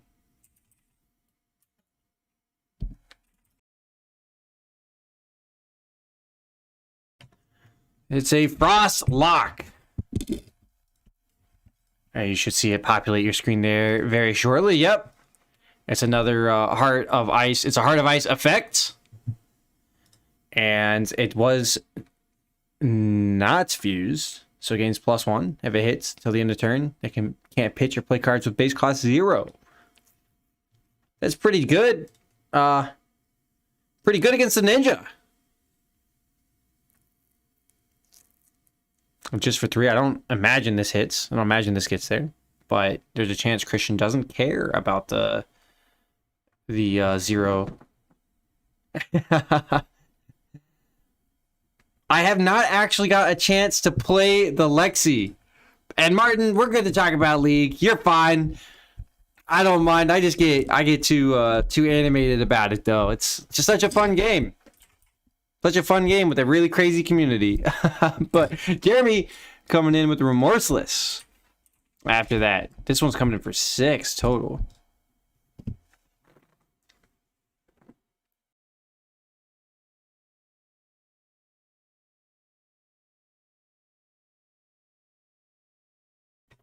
So Remorseless coming in. Pretty scary effect whenever they play an action card. I know I've been the Kano on the recipient of a Remorseless coming my direction and been very, very sad. Very, very sad. Yeah, no, the Prism v Lexi matchup is an interesting one. I haven't seen it yet. I believe Prism probably just has it, to be fair. Lexi doesn't have a way to pop Phantasm, so their defense rate is pretty low. So all Prism really needs to do is keep cards in hands, don't overblock it, take some damage where you need to, and just come in with 14, 15 damage a turn and just send it. Don't go heavy auras, just go heavy attacks and just fire away, because a lot of times Lexi doesn't play the Command and Conquers on the back of it. They usually don't. So now, again, I haven't played against a whole bunch of them, but from what I've been able to see and hear people talk about is that Lexi does not generally play the Command and Conquer. So the Aura strategy here is going to be a little bit weaker, because Jeremy will, like, if he's going in that grinding matchup, can send an arrow at his face and then an arrow at the Aura. But a lot of times it is good to just race Prism as well, depending. Right now, with no library out, it's still a pretty decent rate to chip away at auras, for sure.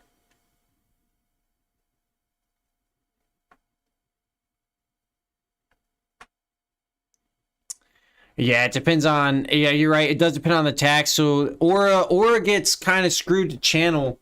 I will say that. But I will also mention that there's a lot of times where I want to take Frostbite tokens or tax effects when I have my library out. There's actually been a few cases. I've play tested a a little bit against Oldheim mainly, but there's a lot of times where I'm like, I legitimately want to take this damage, or I want to trigger this effect to get Frostbite so I can have enough cost on my turn to pay for the double yellow or to get double yellow into the pitch to get a 5th card there out of library. Something to keep in mind there. I do know that has definitely come up and has definitely been relevant. Now, Christian not rocking with the library at the moment is obviously going to change that. You know, it always depends on when you see it. But once the Prism sees the library, like the game just completely turns itself on its head, and like the whole strategy has to change.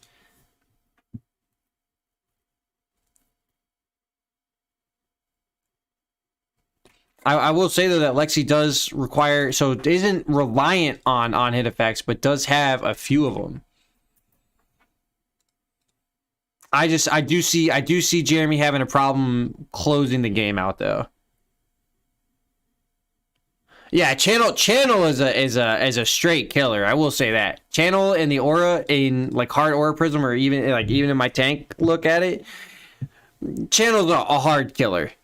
I'll be real about that. That's a hard killer. But I mean, at the end of the day, right? It still allows me, like, if all they do on their turn is channel and I have a couple shields out or a couple auras out that they didn't knock down, I can still pitch a yellow to give those auras go again. So there is also a possibility that the tax enables what you're trying to do if you have no other actions. So yeah, you always got to keep that in mind playing against the Prism. So we got Blizzard Bolt, win it for 5. Christian soul shielded it for 6. That will go to his soul after this combat chain closes. But Jeremy firing off with the card I think is really good. Just waiting for it to really hit off is Chilling Ice Vein here. The red Chilling Ice Vein comes in for 5. Even the yellow one is actually reasonable because it comes in for 4, which is 2 cards, but the 5 brings it up over any sort of defense reaction, a free defense reaction ability to try to get that on hit. Yeah, it does only allow you to attack twice. You are correct.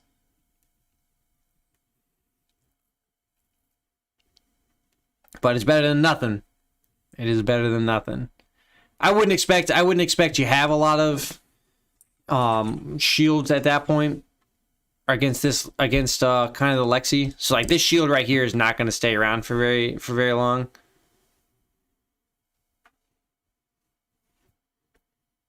So Christian's turn made the shield, and then he's just going to make another shield and come in for 2.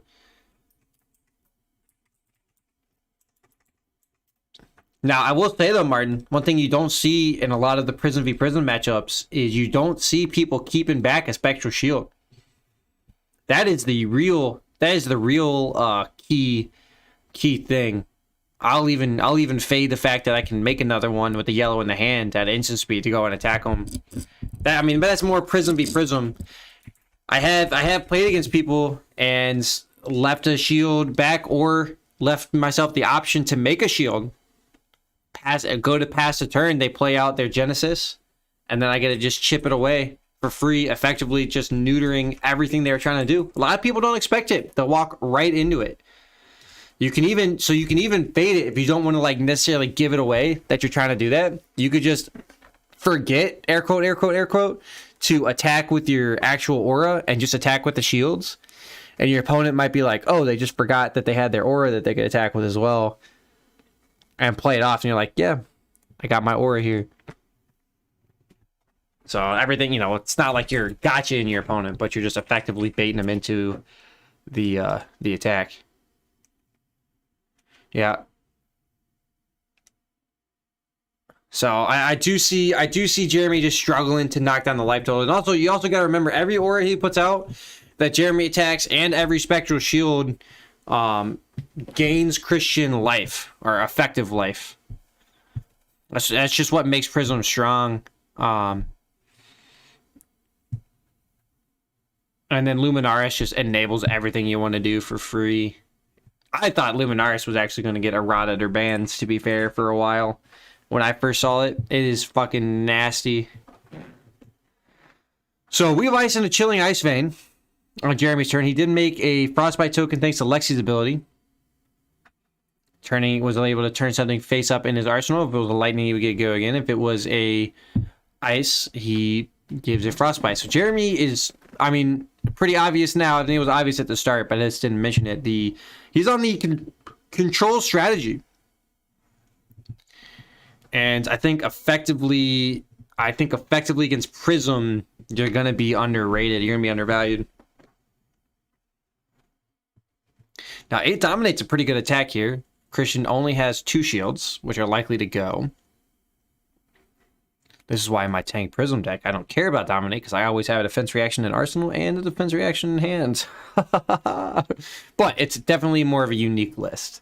I'll have to showcase it on stream here one time, or like get some playtest games in with anybody here in the Discord. I'm still getting that work in. Got a couple weeks before Nats. Gotta get that that value going. I'm just checking metas and checking matchups. I know I've made quite a few sideboard changes, and I actually have a dedicated main board.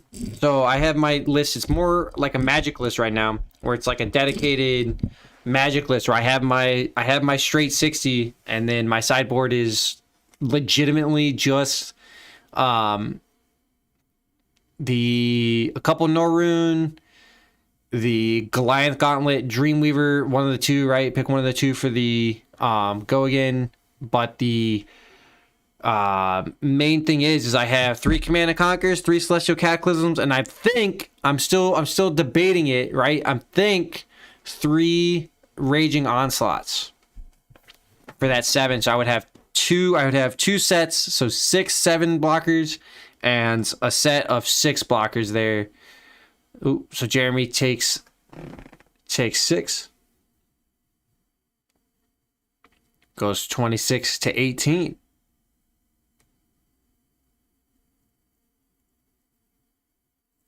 And Jeremy's going to go ahead and get a replacement life counter there. That is true though, Martin. If Prism does get decked out, I will say though, Prism can Prism's got a lot of juice at every stage of the game.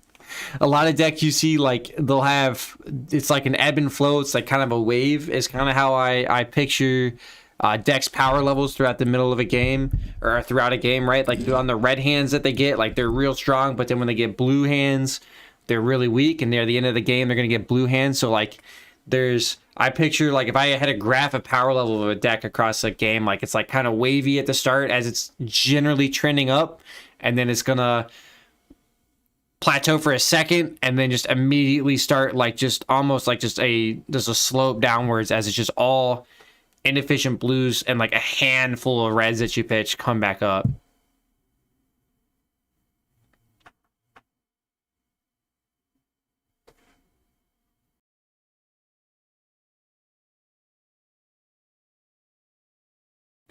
So, had a little question there that the Frostbite, does it apply to the Chilling Ice Vein effect? And the answer is no, it does not. Frostbite specifies things you control. Jeremy, Arsenal's a card, passes away.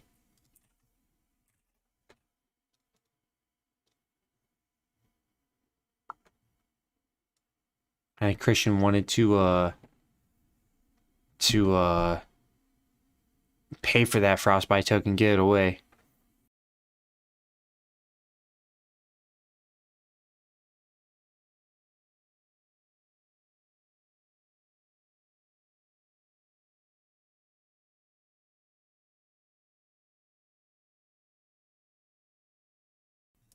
All right, there. Just making sure that every player, because the life tracker there from Jeremy got dipped out a second. I just want to make sure both players had the correct life totals updated, so they do.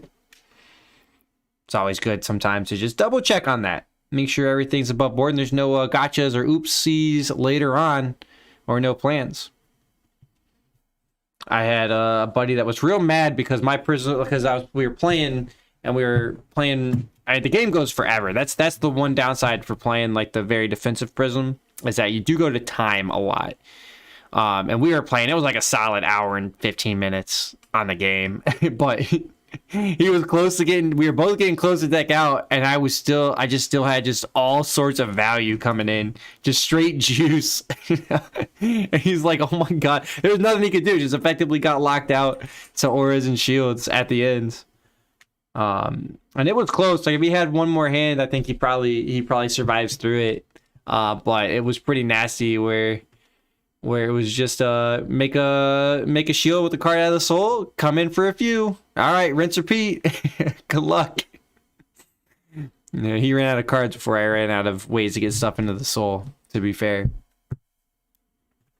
But it was a pretty close matchup. But it was still just fire. Like, that's the sad thing. It was like still representing a lot of damage at the end. All right, so Jeremy there, Lexi made a Frostbite token into Winter's Bite. So Christian now needs to pay 2 or discard a card. Let me guess, he's gonna pay 2 unless he discards a red. But most often or not, you do want to discard. Why give your opponent a card for free? If Jeremy's on the deck out strategy, it's not quite getting there very quickly. Our time in the rounds ends roughly 20 minutes. So you could say we're halfway there, just under or just over halfway there.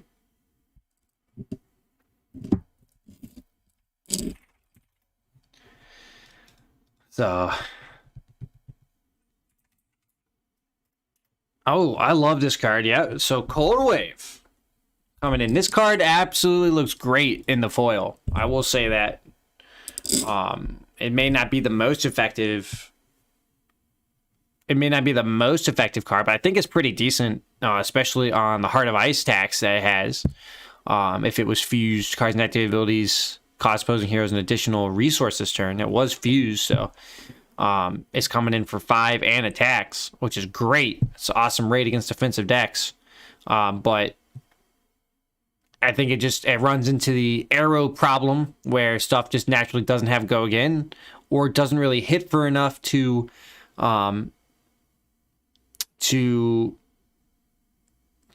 make up for the lack of extra stuff you can do just for free or just basically without having to work extra hard for it.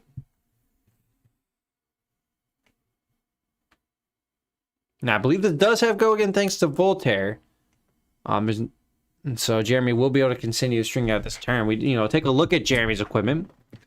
He's got the New Horizon, which is a pretty awesome card. The only downside to New Horizon, though, it does block for 2, but it does have Blade Break. The minute you block with it, you got to lose all of the cards in your arsenal, regardless whether they're face up, face down, an arrow, or whatnot. You lose every single one in your arsenal. So both of them. The Tunic, the Mark of Lightning, and the Ranger Boots. I don't remember which one those are.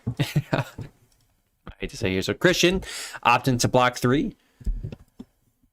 And Christian's trying to survive through some of these turns. Christian's throwing a lot of cards out on this. Frostlock was fused, and it will again have the Heart of Ice tax. And if it was fused, it gains +1. And since it was fused, it gains +1. And if it hits a hero until the end of the next turn, they can't play or pitch 0-cost cards.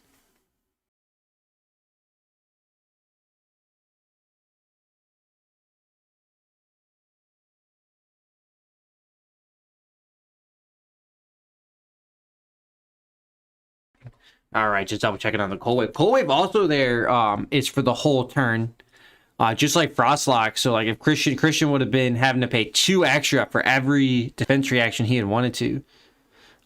Christian here though just passing on turn, so maybe just not finding the attacks. I know he's more of the mid-range strategy, not finding the attacks, which is kind of interesting here. I feel like he could probably get through some of the attacks. But Jeremy's had a few turns here just to go ham, which I'm surprised Christian's just not eating more damage. He gave up 2 attacks in the last turn, for some kind of non-on-hit effects. So I think I would like to see Christian just take a little bit of health, just rip tempo back in his favor, because he could legitimately threaten lethal against Jeremy. If Jeremy, he could just legitimately threaten lethal against Jeremy on a turn. I think you're keeping that. I was gonna put like a little like a contingency on that, but like in all reality, no, it's just very possible for Prism to get there, to get to 18. Especially if Jeremy doesn't block it. I was going to say if Jeremy doesn't block it, but no, it's even possible with blocks. You get some well-timed air additions in there, and the combo just happens. So Blizzard Bolt is coming in. Did not want to Weave Ice it. So it's just going to be 5 go again. It was not fused, so no additional Frostbite. So now Christian's taking up some of the damage. That makes it 18 to 18. I guess he likes his hand a little bit better. Jeremy then goes into Command and Conquer. So he does have the Command and Conquer. Hello. All right. Command and Conquer is just such a good card. I'm not surprised about that there. I'm not necessarily the biggest fan about seeing it. Considering I play just about every defense reaction in the game in my classic constructed deck. But for most people, for most decks, it is awesome. Command and Conquer is so strong, I even got it on my sideboard.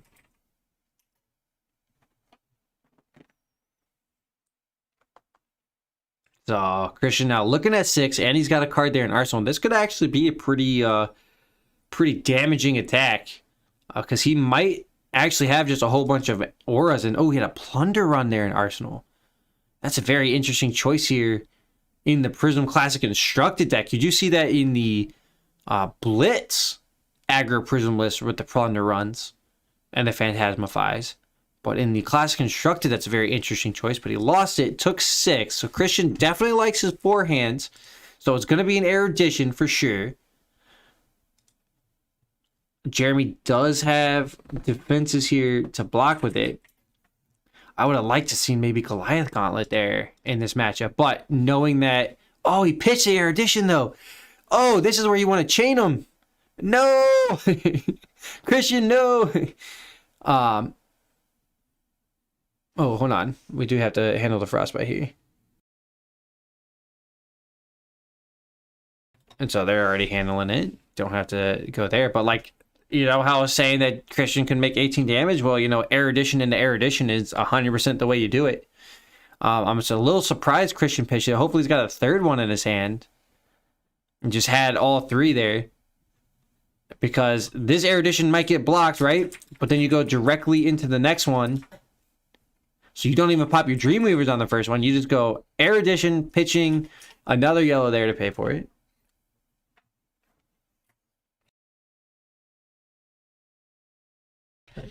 Something to consider. It might be it's only yellow in the hand is what I'm getting pointed out to. And that would be a very fair point and a very sad case to be made.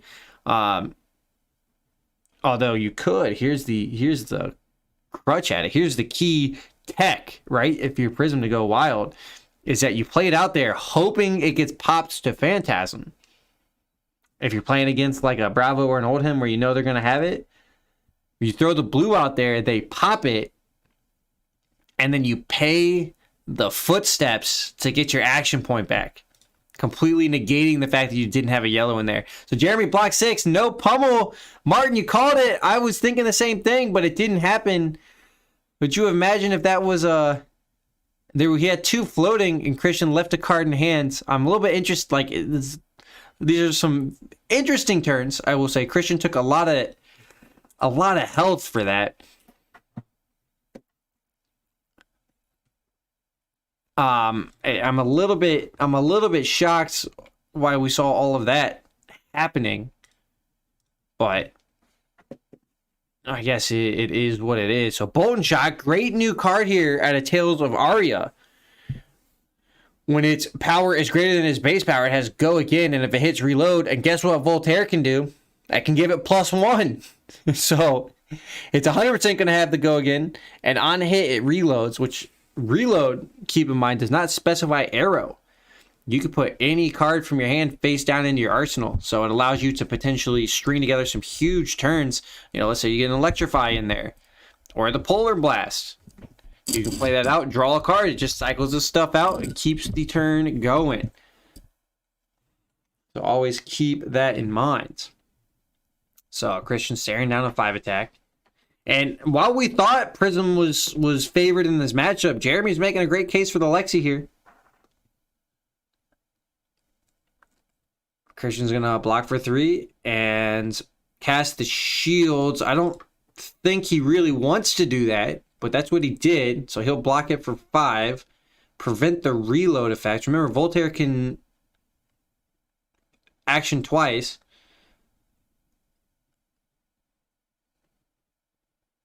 Oh, it was a red spectral, so at least Christian keeps one. I would have liked to have seen Christian take some damage. Yeah, I would have liked to have seen Christian just take some damage and go with 3 spectral shields on his turn. So you got to, as the Prism player, you do need to take some life. You do need to take some hits sometimes to set up.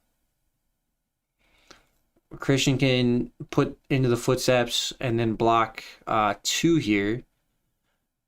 Just knowing that Jeremy could still reload or could still function off with the Voltaire. If you put Jeremy as having a card in hands that's an arrow, you don't care that Bolton shot hits. So Christian's going to take a whole bunch of damage, and it's going to affect his next turn. He's just going to Arsenal and pass, giving Jeremy just absolute tempo here in this game, which I'm a little bit surprised about. Jeremy's just been chipping away, and Christian just hasn't been able to function back. He's had 1 attack in the last 3, 4, 5 turns, just about. So a little bit counterintuitive than what Prism normally wants to do. But at this stage now, Christian's a little bit in trouble because Jeremy is likely to threaten some lethal turns. Going to require now responses out of Christian, and he's no longer going to have the health in order to soak up that damage and allow him to come back with attacks. If, Prism against a deck that can't trigger Phantasm, Prism can outrace any deck. Just straight up. They have bigger attacks a turn, more consistent. They're coming in for 6, 7 per card with go again. So 3-card hands or 4-card hands, you gotta assume that you're looking at 12 to 14 damage. Plus potential extra spectral shield. So something to keep in mind that, like, if your opponent can only chip away for a few, sometimes you just got to send it. So here, Jeremy's doing the classic control option, though. Generating taxes, generating extra resources, ripping cards out to reduce the hands. Christian here making spectral shields. He's throwing away all of his win cons. Wants to send... Putting no pressure back on Jeremy. You do have to pressure your opponent sometimes. And if you're not pressuring them, you at least have to chip away with some damage. It's a little bit tough to see or to watch this go through. So Christian does have a block for 4 at the moment. For all of it. He will block for 4 with the special shield. So 3 on the block and then 1 on the shield. That leaves Christian with 1 card in hand, 1 card in arsenal. Now Jeremy did draw a whole bunch of cards there. That will allow him, he can only cast arrows at, it can only function out of arsenal, but, Lexi already wants to do that. Jeremy calls it good.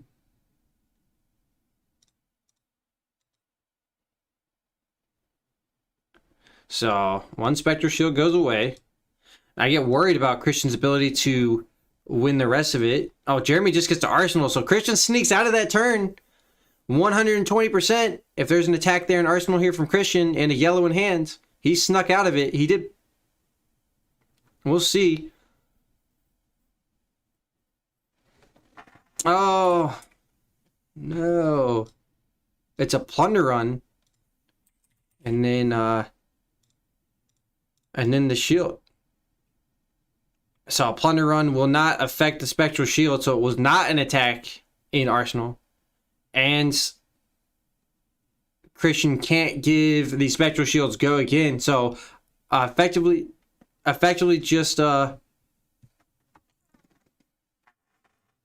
just cleaning out the arsenal zone. So not the turn. So that was the chance there. Christian had the opportunity. He threw away an attack into the bin to make some shields to prevent some damage. He blocked with an attack and threw an attack away into the pitch. Um, uh, I'm just not following it. I'm just not following Christian's logic here. I think he's worked himself into the wrong strategy here, and he's slowly but surely closing himself out of the game. He's had plenty of time to function up, and now is not the time to be functioning auras. So Christian's got one card in hand, one card in arsenal, two floating. He did throw out the Genesis there, and he may be just trying to throw out the Genesis here to get a bait. To get a bait on Jeremy attacking into it to give some life.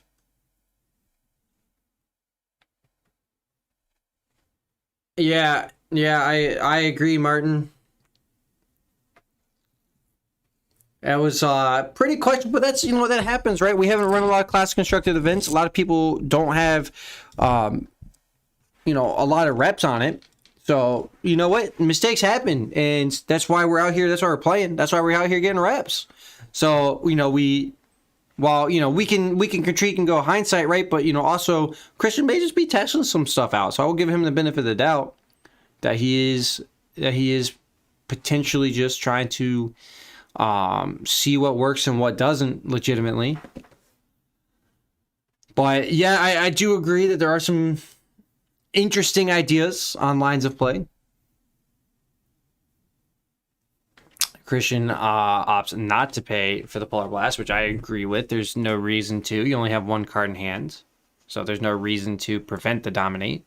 If you're a Christian, you like seeing that as long as it's not in the arsenal. But unfortunately, we all know what happened there.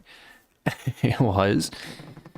So Jeremy did draw a card off of it, and now Christian's pretty much locked himself. What Christian has effectively done is locked himself out of the game. All he needed to do was really take a card or two out of hand from Jeremy here, and the Lexi, the Ranger, just falls flat. If Lexi only has a 2-card hand, like, they're not doing anything. A 2-card hand in Ranger represents 4 damage or 5 damage roughly. You need 1 to pitch for it. They all cost something. You need 1 to pitch and the arrow to play. So you're looking at 4 to 5 damage. So, if you got to take a whole bunch of damage to set yourself up for that, that's what you got to do. So here we go. So Jeremy's coming in 9 dominate thanks to the pulse. So Christian needs a soul shield here. He's dead if he doesn't have a soul shield here. This is going to get fused, so it's going to cost an extra. So it's either a soul shield in arsenal or not. Nope. Okay. So Christian blocks 5 of it, takes 4. No cards in hand. Jeremy should just be able to... He should fall to 4. Oh no, blocks 5 of it, takes 4. You're right. Thank you. Excuse me. I was incorrect.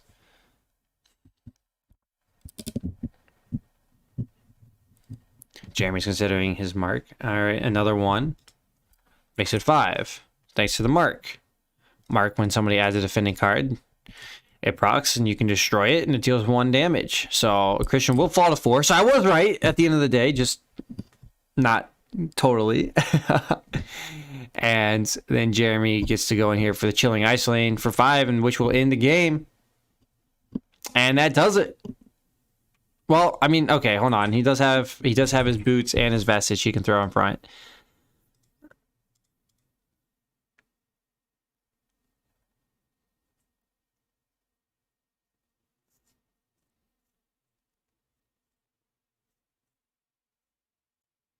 So he can't even block with the footsteps because it costs him 3 resources. Thanks to 2 tax effects, the Frostbite and the Cold Wave. So Christian will take 4. And that will close out the game. So, interesting take on the Prism lines there from Christian. I feel like Christian had the game pretty much set in stone. And then I think convinced himself of a line of play that just ended up in a loss. To be fair, Christian was sitting very fat and happy for most of it. But yeah, you know what? Jeremy worked his way back through there. Played the control matchup. Are Prism's Footsteps not an activated ability? Ooh, let me look that up. That's a great call. Not, yeah, exactly. Not that it would have mattered. That's why we're not super due. Whenever you defend with this, you may pay 1. If you do, you're right. It is not an activated ability. That is actually correct. But that did it there. So let me actually, yeah, nope, not an activated ability. So it would be a trigger or an effect, if you ever want to, whichever way you want to call it there. But yeah, Jeremy did well. Fell down to 17 very quickly, and then slowly but surely walked his way back into the game. I don't think he wasn't even worried about taking more damage. I think he faced 1 attack after falling to 17 for the whole rest of the game, and he fell to 17 pretty quickly, if I remember correctly. Yeah, I you know what? But hey, that's what happens sometimes, and that wraps it up though here for us. For our coverage of Out of the Box Gaming's Armory Classic Constructed. We're Uncharted rounds. Myself, Brent, stream to be named James. Happy to bring you that coverage and bring you the events twice a week. Friday, it's an Armory Blitz, 5 p.m. Potentially getting pushed back. So if you're watching this and 5 p.m. is too early, double check the Discord for updated times, because it may be getting pushed back to 6:30, 7 o'clock. We initially had it at 7, but hadn't moved it forward. But we may move it back. And we'll see about trying that out for a little bit. But other than that, we got Sundays now. We're rocking Classic Constructed. So if you enjoy the Classic Constructed content and want to see more, or you just want to participate in some Classic Constructed content, come on out at Sundays at 2 p.m. Eastern Standard Time. Or come for some playtesting of the games. But that wraps it up here for us. On behalf of myself, John, and James, we appreciate you guys for coming out. Thanks for watching. Thanks for hanging out. And we'll catch you next time.